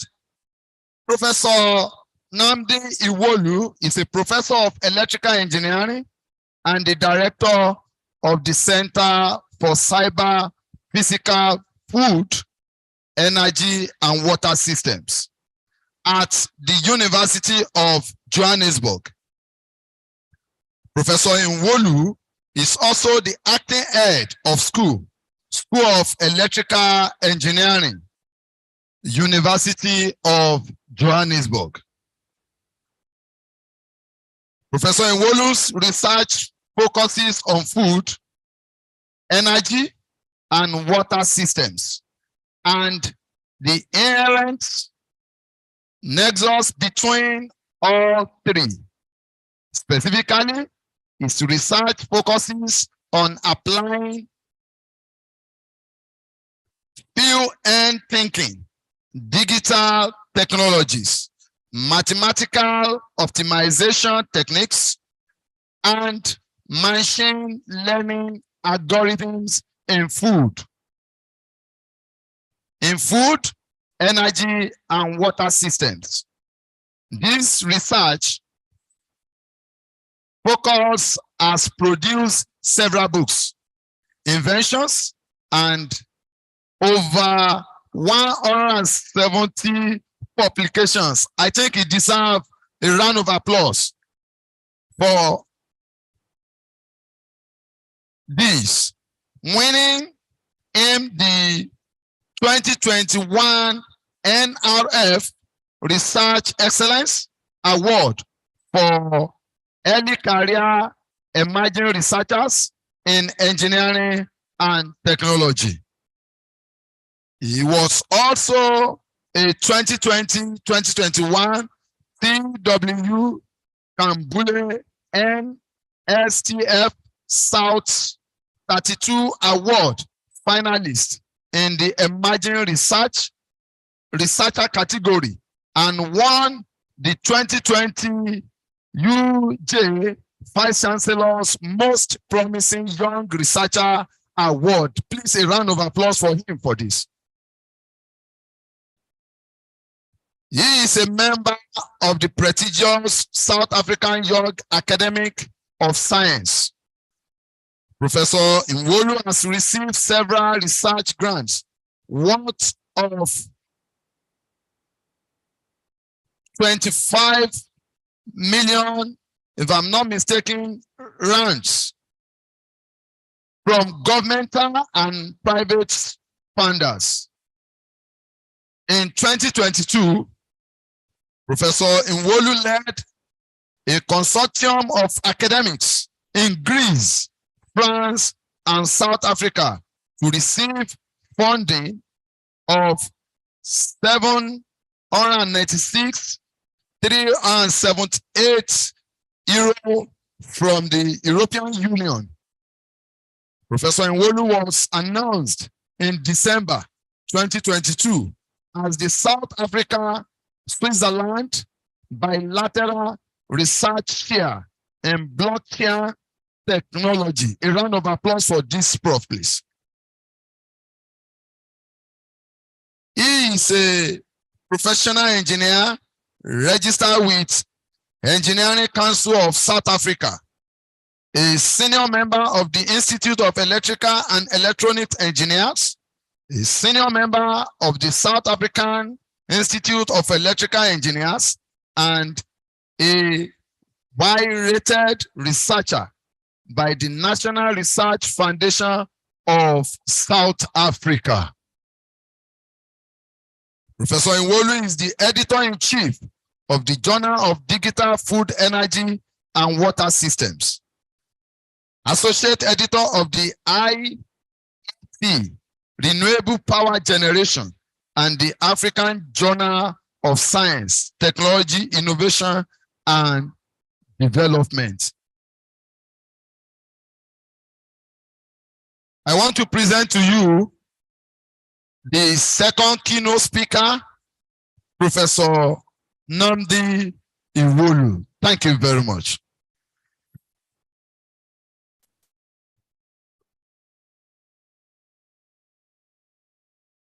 Good afternoon, ladies and gentlemen.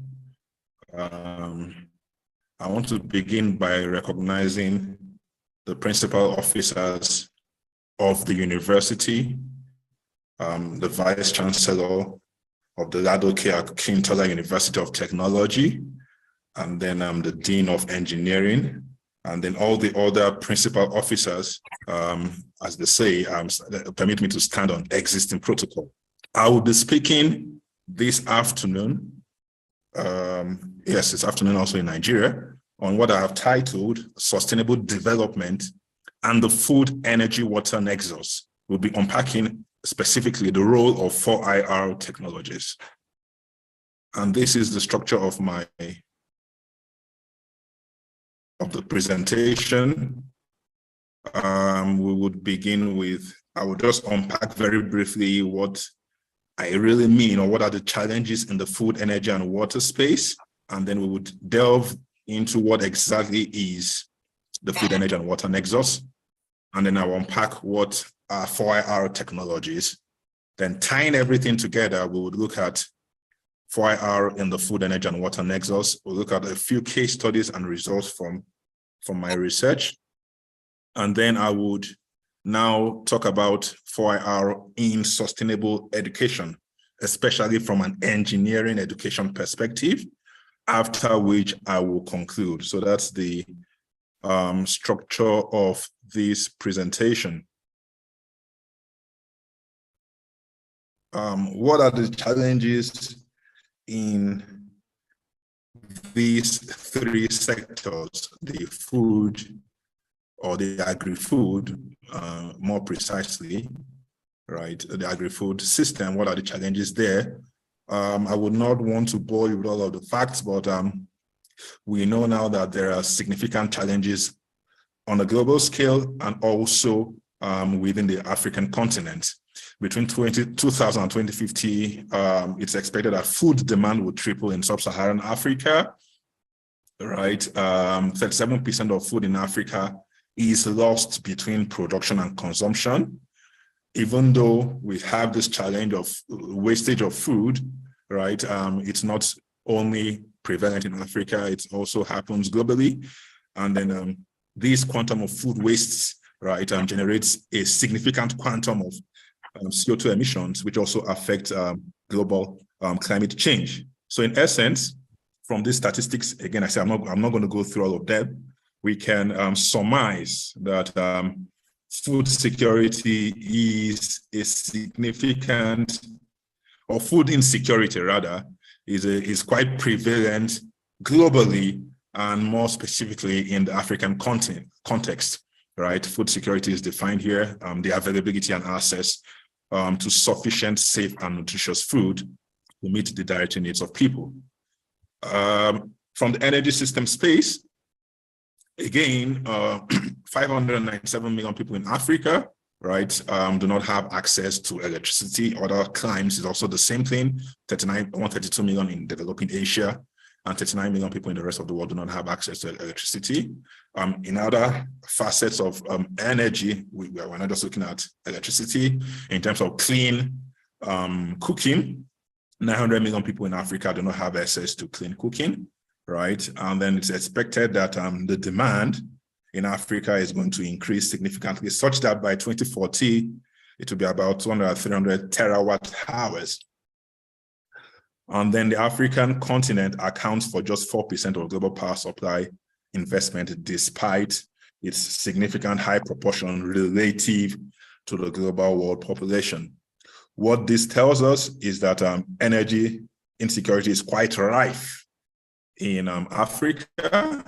That is, most people do not have access to clean, reliable, and affordable energy for all of their energy needs, both for electricity, both for cooking, both for communication, and the rest. I will not go through this in detail, but the same argument still holds. There is significant challenges in the water space across the African continent and globally, right? 400 people in Africa lack access to 400 million people in Africa lack access to basic drinking water, while 1 in 3 Africans is impacted by water scarcity, meaning again that we are constrained again, and there's water insecurity is a significant challenge in the African continent. So what does that mean? Taken together, these simultaneous challenges in the food, energy, and water space on a global scale has been referred to as the perfect storm. This was a term coined by, well, in this context, the perfect storm, in the context of food, energy, and water systems, it was a term coined by Professor John Beddington, where he postulated that by 2030, the world would need to produce 50% more food and energy, together with 30% more fresh water, to be able to mitigate the challenges, right, occasioned by climate change and global events. So we essentially we are at the cusp, because we are in 2023 now, 7 years away from 2030, of facing significant challenges in the energy, agri-food, and the water space caused by a host of factors: global population growth, climate change, and of course, unsustainable human activities. The question is, what can be done about it? And that's where the what we want to talk about, that's the food, energy, and water nexus, where it comes in. Now, the title of this conference has to do with sustainable development, and like Professor Davis that spoke earlier on has alluded to, he talked about the various SDGs. These SDGs, 3 of them speak to food, which is SDG 2, which seeks to eliminate hunger, achieve zero hunger by 2030. SDG 7 seeks to promote affordable and clean energy, and SDG 6 seeks to deliver clean water and sanitation, right? And so there are 3 SDGs. Sorry. There are 3 SDGs that speak to food, energy, and water challenges. However, these SDGs, and I think it's important to mention it, these SDGs seek to tackle issues of food, energy, and water individually, right? They seek to tackle these 3 challenges individually, and there is a need for using the food, energy, and water nexus as an important tool towards achieving sustainability amongst all three spheres. Sorry, okay. So now the question is, what is the food, energy, and water nexus? Now it's very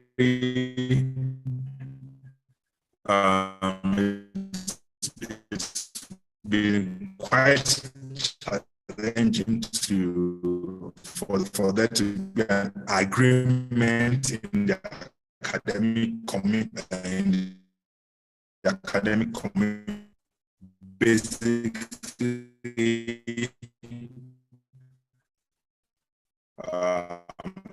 analyzing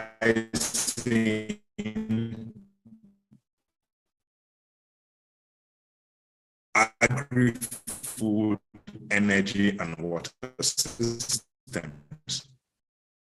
Right? I would not want to go the various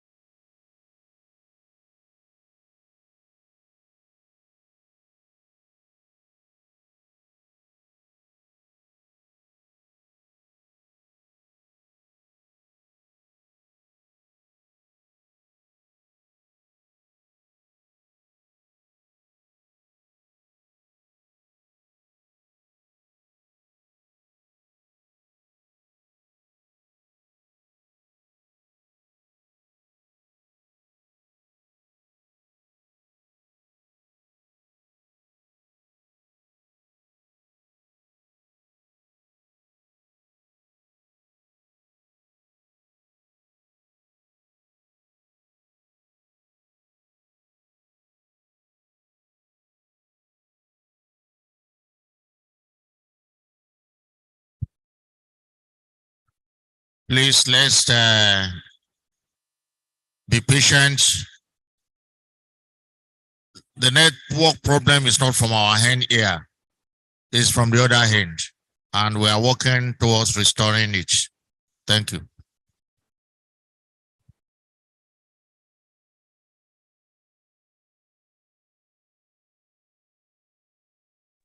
I'm sorry about that. It's my network connection. There was a slight break. Can I please be allowed to share?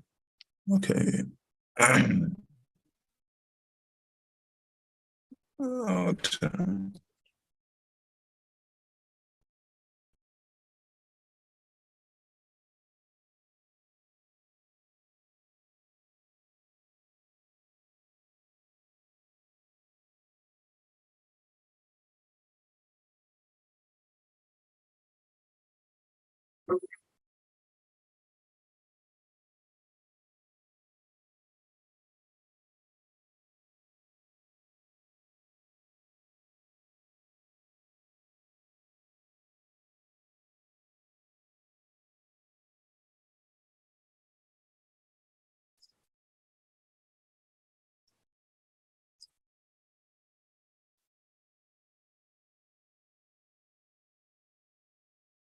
Okay, so I will not go into the various definitions of whether it's a concept, is a tool, is a perspective, but suffice to say that what is agreed by all researchers is that there is an interdependence between all three. So water is needed to cool power plants for the production of energy. Right. At the same time, energy is needed to extract, treat, and distribute drinking water. There's a nexus between water and food. Water is needed to grow food, crops, and support livestock. Right. And at the same time, land use decisions, the way you use land, which is principally where you grow food, impacts water quality and availability. And then there's also this nexus between energy and food. Agricultural land is needed to grow energy crops, such as biofuels. And energy is also required for irrigation and food processing. So essentially, there is that entire relationship between all the three sectors. And the thinking that came up on around 2011 is that instead of optimizing, or if you like, managing each of these sectors individually, it makes more sense to manage all three sectors holistically, right? Because if you have piecemeal management in one, would definitely have a negative effect on the other sectors. So that's what the food, energy, and water nexus essentially is, an integrated approach to managing food, energy, and water resources. Simple. And now let's unpack what the fourth industrial revolution is. Because industrial revolution, first of all, an industrial revolution is basically where there are significant changes in industry, in the economy and society, where there is a transformation or there are changes in society stemming from technology, right? And then we've had 3 industrial revolutions so far, right? There has been Industry 1.0, which roughly began at about 1784, and the technologies that drove IR1 is mechanization, steam power, and the weaving loom, amongst others. Industry 2.0 was basically electrical energy that drove this revolution. Industry 3.0 began at about 1969, right? And it was automation, computers, and electronics that started it. And now we are now at the realm of Industry 4.0, basically the emergent society. So what is a cyber-physical system? A cyber-physical system are systems that leverage computer-based algorithms, right? And basically controlling the physical world using software components or computer algorithms. That's the very brief definition of what a cyber-physical system actually is, and it was coined by the US National Science Foundation. These are elements of the cyber-physical system. For the interest of time, I wouldn't go too much into this, but basically the technologies of the 4R can be classified as either, remember I said the core element of 4R technologies are cyber-physical technologies, and therefore it behoves that I classify them as either cyber technologies or physical technologies. Example of cyber technologies are machine learning, big data and data analytics, AI, blockchain technology. Example of physical technologies, IoT, 3D printing, or AM, additive manufacturing, robotic systems. And I think Professor Davis also mentioned a couple of the advances in biotechnology, nanotechnology. Most folks also classify them as biological technologies. But my view is that biological technologies in a way can also be classified or are a subset of physical technologies. So within our research, amongst all the various technologies of the 4R, we have been able to leverage to a significant degree analytics as a subset of data analytics, prescriptive analytics and predictive analytics, Internet of Things and blockchain to better manage the food, energy, and water nexus, right? There are 3 kinds of analytics: descriptive, descriptive and diagnostic analytics, which seeks to answer what has happened. Predictive seeks to answer what is going to happen. Prescriptive tells you the best action that should happen, right? And so we leverage both of them quite significantly in our research. We also leverage Internet of Things for automation, where you leverage on sensors and actuators.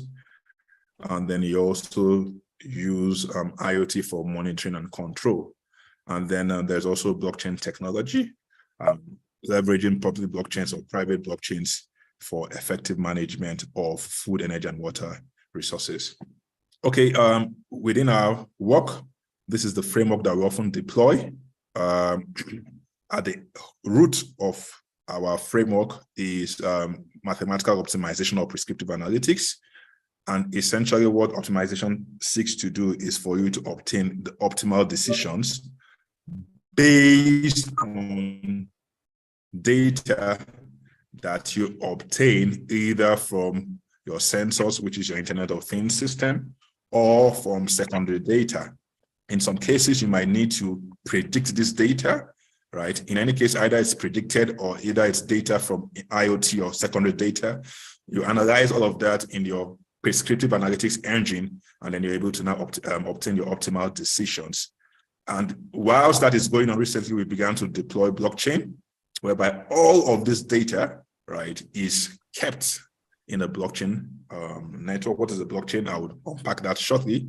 A blockchain is essentially a distributed ledger technology, but it's just basically a system for recording data, right? All of that information is fed into your platform, and then you make optimal decisions. And then these optimal decisions are supposed to turn into corresponding actions, right?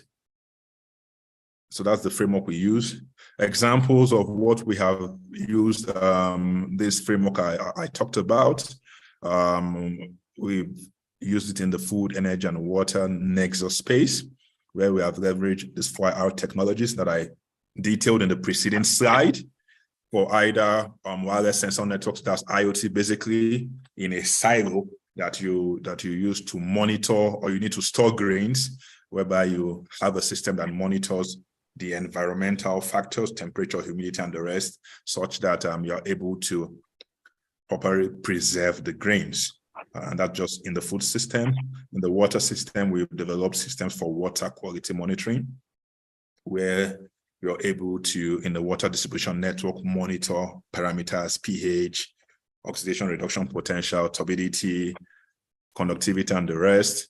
And you're able to now perform early warning once deviations in those parameters are detected. And in energy systems, we have also used IoT and mathematical optimization for prosumers, that is electrical consumers that simultaneously produce and consume energy. Those are prosumers. And we've also used it in the nexus between both systems, biofuel production, where you use food stock for producing energy in the space of food systems and water systems in hydroponics and aquaponics.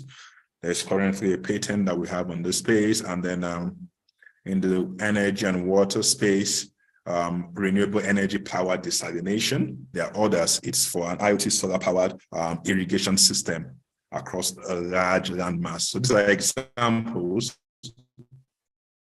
where you leverage 4IR technologies simultaneously with food, energy, and water nexus thinking to achieve food, energy, and water security. That's sufficient quantity and quality of agri-food, sufficient quality and quantity of energy supply, and sufficient quality and quantity of water supply for a specific populace, right? And then there are various solution design perspectives. You have the technical perspective. You want to maximize the technical parameters, the output, the reliability. You want to minimize emissions. The social perspectives. You want to maximize technology adoption. You want to minimize the impacts of technology disruption, right? All the economic perspectives. You want to maximize profit. You want to minimize cost allocation, considering all of these perspectives.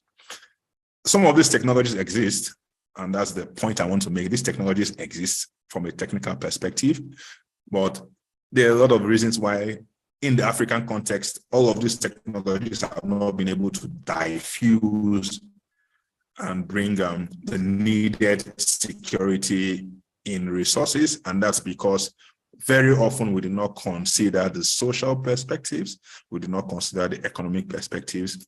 And that's why we are often unable to take advantage of the benefits that these technologies offer, right? And then these are certain examples of the project that we have worked on in this space. So essentially, resource allocation plus effective resource governance would advance or would enable us to achieve resource security. In this case, our resources being agri-food, energy, and water systems. So these slides are quite detailed. It delves a little bit more into the prescriptive analytics framework that we have utilized. Anybody that is conversant with mathematical optimization might be quite conversant with some of these modeling approaches, and then of course with some of the research challenges that are often encountered. I wouldn't want to go straight into this. I wouldn't want to delve too much into this, but what I would like to highlight is that all of these aspects is where the academics play a role. But very often, after you obtain the optimal strategy of the optimal decision that should be made, there is often a lack of a corresponding action, right? Policymakers, the government, do not often leverage the expertise, the skill set, the findings of academics to yield corresponding actions. And this is often where the disconnect is, why we often do not, there's often, to a large extent, lack of technological advancement in the African space. Right, these are examples of a case study we did in South Africa with one of my students, where we looked at various processing units for food, energy, and water. This is for agri-food, this is for energy, and this is for water. And then you're able to highlight all of that to get food and energy security. A paper has been published about it. It's a resource allocation problem. These are the results.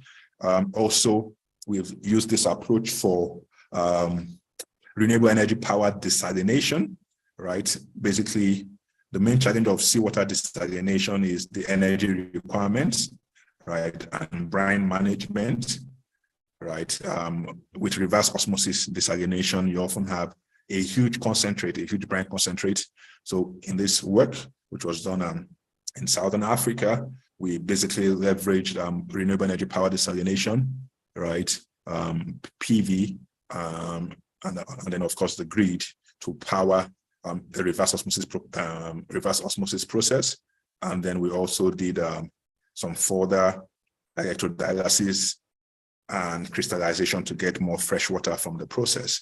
And this was done with a real case study in South Africa. There's also been the use of wire tools for food energy nexus, where you have energy sources, wind and PV and battery, and then you have a hydroponic system, and then there's also an irrigation system, and then you optimize the system such that the water needs of the farm and of the livestock are satisfied using the available energy sources. Again, this is also published with one of my students, Dr. Sahid Badamusi, who actually is a graduate of LAUTECH. I just thought to add that. These are other results. I wouldn't want to go too much into this. These are results from some of our papers and some of our research works. This is currently ongoing research for leveraging prescriptive analytics for biofuel production, right? This is a strategy document within the 6 states of southwestern Nigeria, basically considering various feedstock for the upstream sector, the midstream sector, which includes the storage and the processing, and then the downstream sector, and then also considering the use of energy at a location close to the users, minimizing that cost, right? So this is currently ongoing research, and we've been able to get preliminary results with this. Machine learning is a branch of AI. That's another tool. Again, this is with one of my students, some of the research work we've done and some of the research challenges encountered. Basically, the problem of data and class imbalance of data, right? Feature selection and extraction, right? We've used it a lot in the agri-food and energy water space. We've used it for water quality detecting anomaly in water quality data, right? We've also used this for predicting food processing heating loads, right? And then we've also used this also in the agri-food space, where we basically consider decision trees, random forest, logistic regression, and other machine learning algorithms to predict the performance of buildings, right? Also, these are some of the results of our research.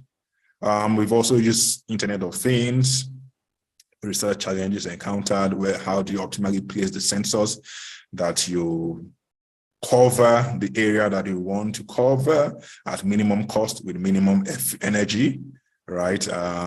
We've leveraged this in a hydroponic system, right? Hydroponic system is basically a system that grows plants without necessarily using soil, right? And then we're able to characterize the nutrients, right? And then we can micro control the pH required for the hydroponic system. We were able to patent this invention, and this is the control for these.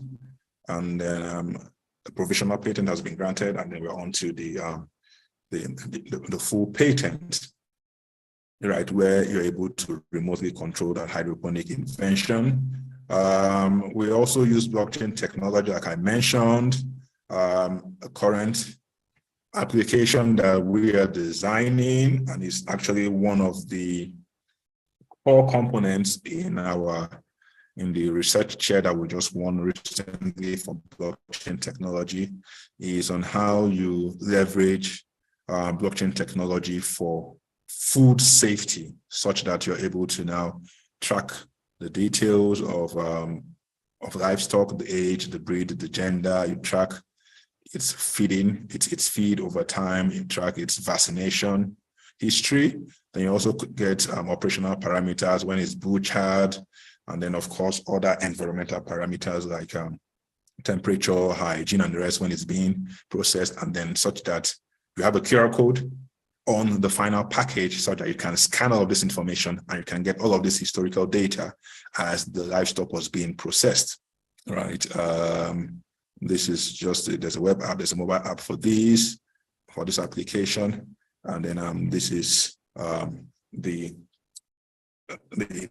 beta version of what we've developed, such that you can monitor the various livestock and the various products as it goes through the agricultural value chain.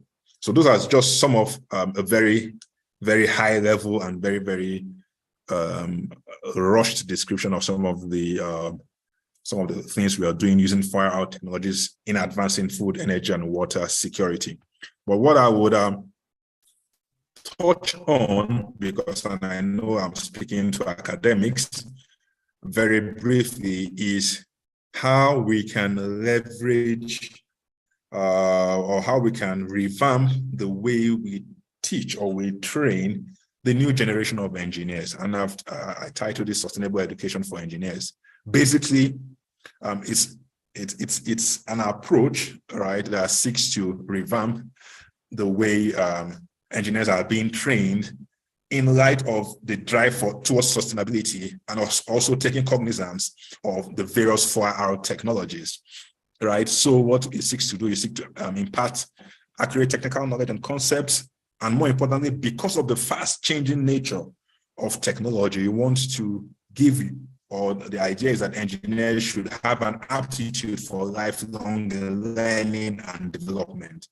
In the next 5 or 10 years, we're going to have different technologies as we know it. So an engineer that is trained with a certain suite of technology should not be constrained with those technologies. You must be able to reinvent yourself, right?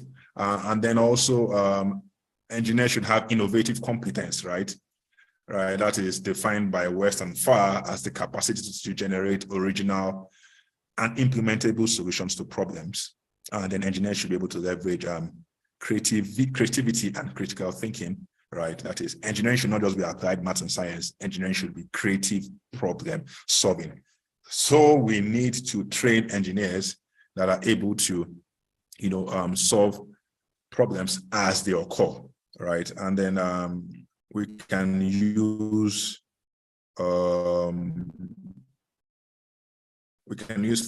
technologies, right? This kind of engineer should possess what is called adaptive expertise, which is defined as a capacity to leverage on hitherto gained understanding and applying it to new problems with missing or incomplete information. It requires a paradigm shift in the current engineering curricula and pedagogy, right, which is what is taught and how it's taught. And then basically in our work, we've tried to leverage some of those 4R tools that I mentioned in advancing sustainable education, right? We encourage deep learning, participatory learning, lifelong learning that I mentioned, right? And then some of the challenges in deploying this thing has to do with the current pedagogical approaches. And I know most of us can attest to it that especially in the engineering discipline, right? The focal point is often the mathematical representation sometimes of physical processes, right? Where the lecturer is writing equations on the board without necessarily gauging if knowledge is actually being passed across. Second challenge often has to do with digital native learners. Most of the students we are teaching now are very fast-paced. They are visually oriented, right? We often see now that they have a short attention span, but I beg to disagree. I feel now that teaching this new generation, right? Instructors have to, as we, the lecturers, we, the teachers, we have to make education worth paying attention to or not to. We have to revamp the way we pass on the content we seek them to understand, such that they are interested, right? And such that actual learning is actually enhanced, right? So we must future-proof our curriculum as far as we can. And that boils down to what I talked about, lifelong learning, such that students, we teach them what we are aware of now, but they're also empowered to handle the inventions, the innovations that will occur in the future. We also have to use digital technology effectively. Educators will need to shift from being providers or curators of content to leaders of learning experiences. And we need to challenge our students, our learners, such that they think creatively and critically, right? We have to leverage on authentic assessments, right? That is basically tied to project-based learning, where people are assessed not based on what they are taught, but often based on real-life experiences or context, so that you determine if the knowledge that you have taught them, they can use it outside the classroom. We also have to leverage on a couple of open educational resources and free and open source software to enhance and deepen the learning experience. And then because of time, I would have talked a bit more on personalized adaptive learning systems, right?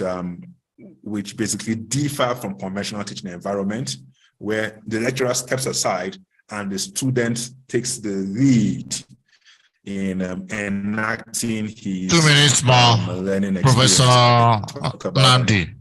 2 minutes more, please. Yes, please. I'm wrapping up now. So I talk about a couple of examples we use in the University of Johannesburg.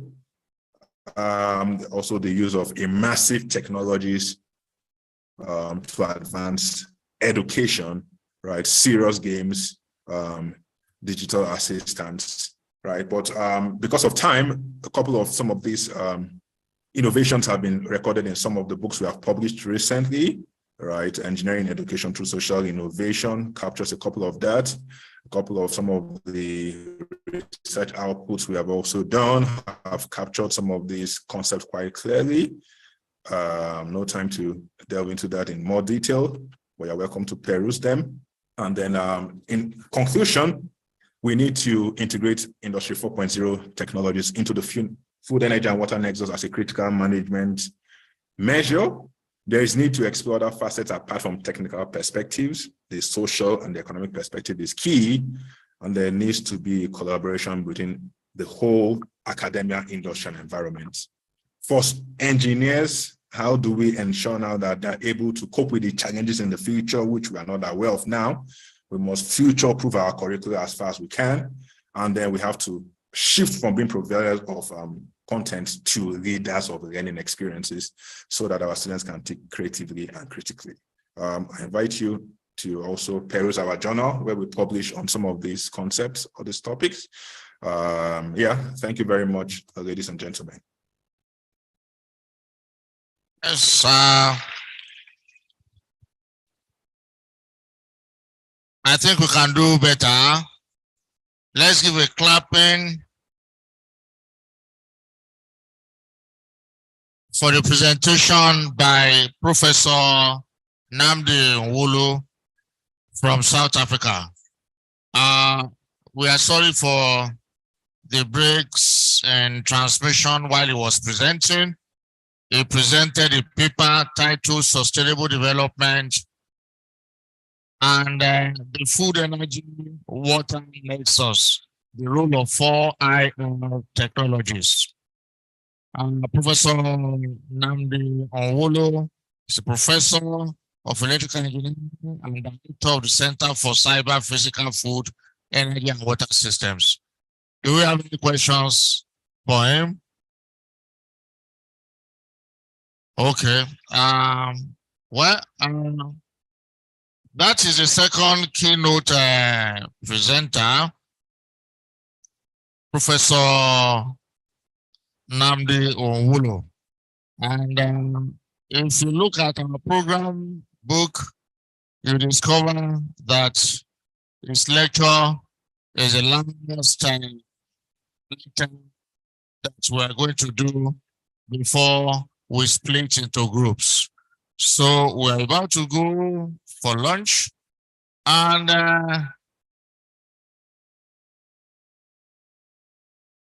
reports from rapporteurs. Yes, we will. Yes, quickly in the next.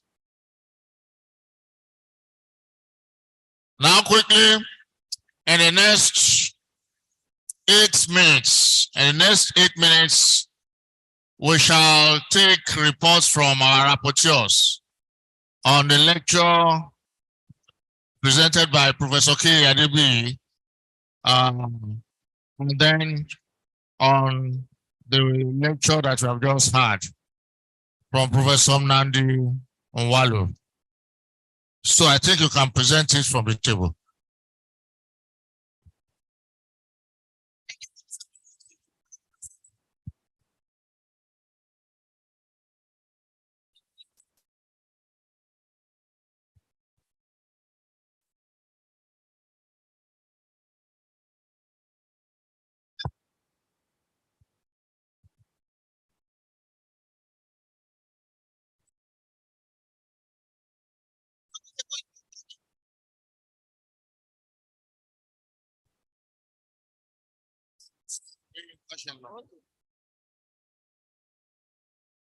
Good afternoon, all.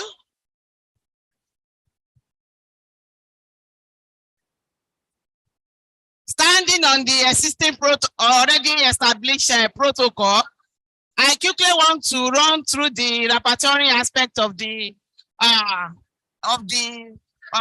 lecture by the first speaker, Engineer Professor Kazeem Adebiyi, who is our keynote speaker. Professor Adebiyi started by listing the challenges of sustainable development goals as 3. One is poverty, second, ignorance, and the third one as disease. The United Nations set 2015 as the year to eradicate poverty, ignorance, and disease among populace. But at the end of the 2015, it was realized that not all the countries were able to meet the set goals. Therefore, the United Nations and some other countries met again, and they set year 2030 as another target year of meeting the SDG goals. He also told us that this SDG contains of 17 goals, 169 targets, and 231 indicators to measure the targets. And out of all this, we were able to extract some of the goals, which we termed national development goals as our own country goals, which is based on advancing people in the economy, with the key that economy must be sustained. Now, coming back from SDG goals to national development goals, the aim of national development goal is to end poverty, to protect planet, and ensure prosperity for all by year 2030.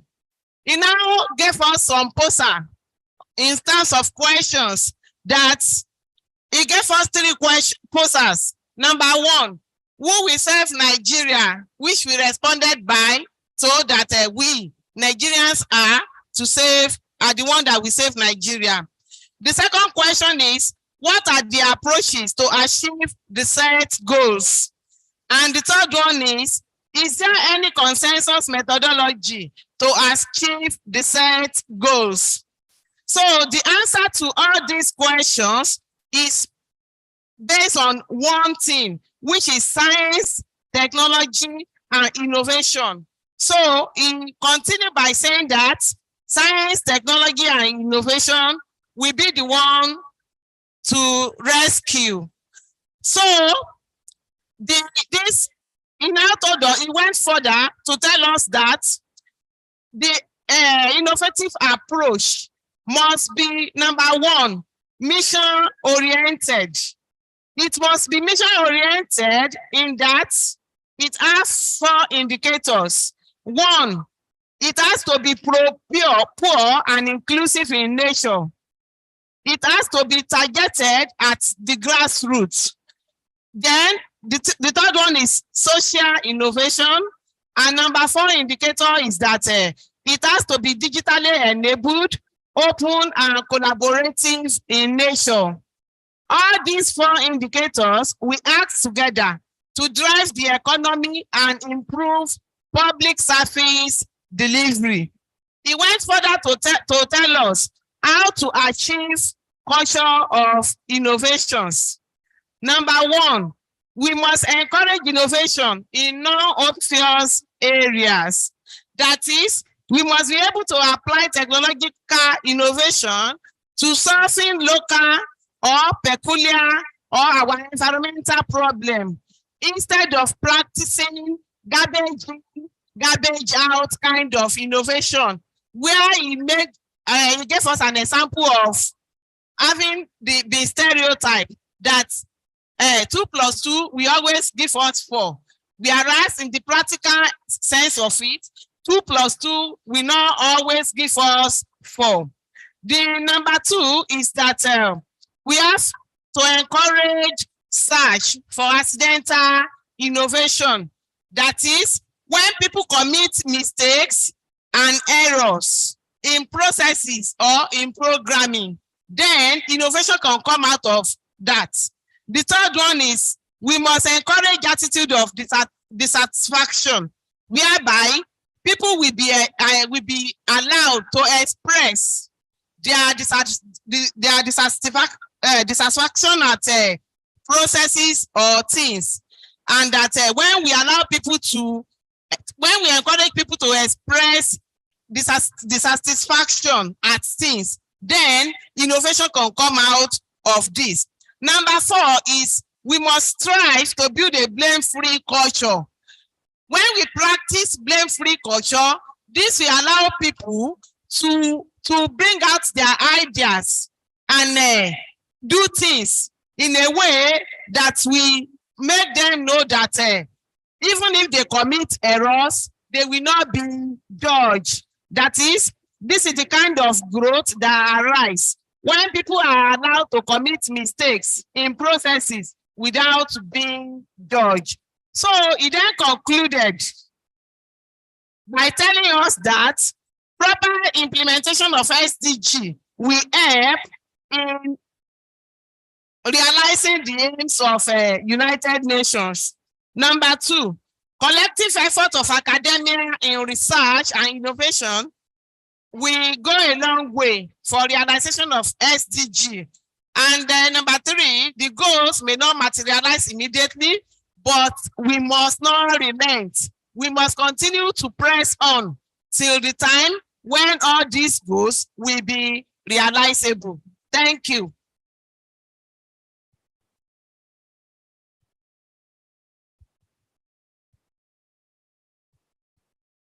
Okay, good afternoon, everybody. The second keynote presentation was made by Professor Nnamdi Nwolo, titled Sustainable Development and the Food, Energy, Water Nexus, the Role of 4IR Technologies. He defined food security as the availability and access to sufficient, safe, and nutritious food to meet dietary needs and food preferences and active and early life. He gave us some statistics on food statistics. He gave us some energy statistics. He told us that 900 million people in Africa do not have access to clean energy. And I said that we have energy insecurity to battle with, food insecurity, and water insecurity. And these insecurities are caused by global population growth, climate change, unsustainable human activities. According to the Sustainable Development Goals, as we were told by the first guest speaker, keynote presenter, we have 17 of them, but we have number 2 talking about food, number 7 talking about energy, and number 6 talking about water, based on the presentation of the guest, the second keynote presenter. Then climate action, that is number 13. He also defined food, energy, water nexus. He defined it as an approach that recognizes the interrelationship, interdependency between food, energy, and water. He said that water is needed to cool power plants. Energy is needed for crop irrigation and processing. Water is needed to grow food, crops, and support livestock. He now talked about the 4th industrial revolution. The 3 industrial revolution, he talks about industry, transportation, and society. And for the industry, it started with industry 1.0, 2.0, 3.0, and now we have 4.0. 4.0 is talking about cyber security system, computer-based algorithm, tightly integrated. Then he talked about cyber technologies, physical technologies, machine learning, biodata analysis. Under physical technology, he talked about IoT and 3D printing. He went ahead to talk about prescriptive analytics and prescriptive analysis, Internet of Things, blockchain technology. Then he gave us the interrelationship between them, about between food system, energy system, and water system. He talked about hydroponics and aquaponics, which is interrelationship between food system and water system.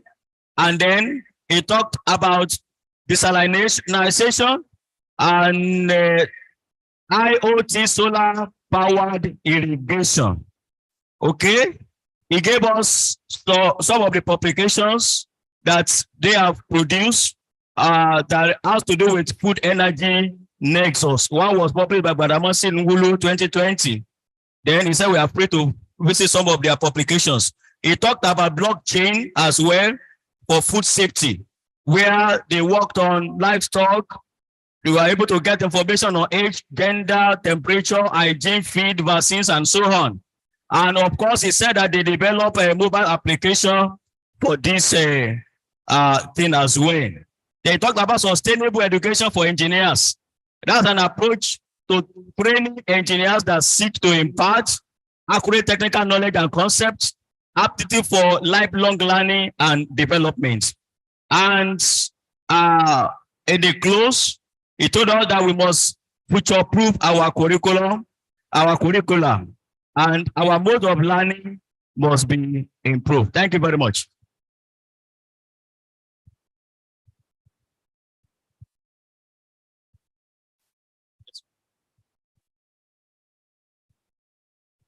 So we have now come to the end of the morning session.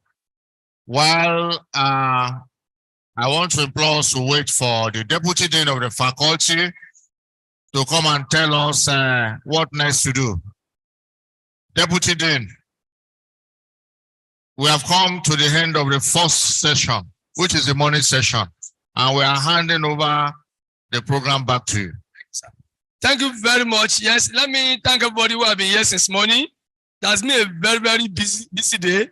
So I'm thanking my students, great Nigerian students. Thank you very much. I appreciate your presence. So please, we are moving down to the technical session. We are using all the faculty conference room now, Department of Agricultural Engineering and the ME, Mechanical Engineering. So from there, we will do the lunch there. So let's go there for our lunch.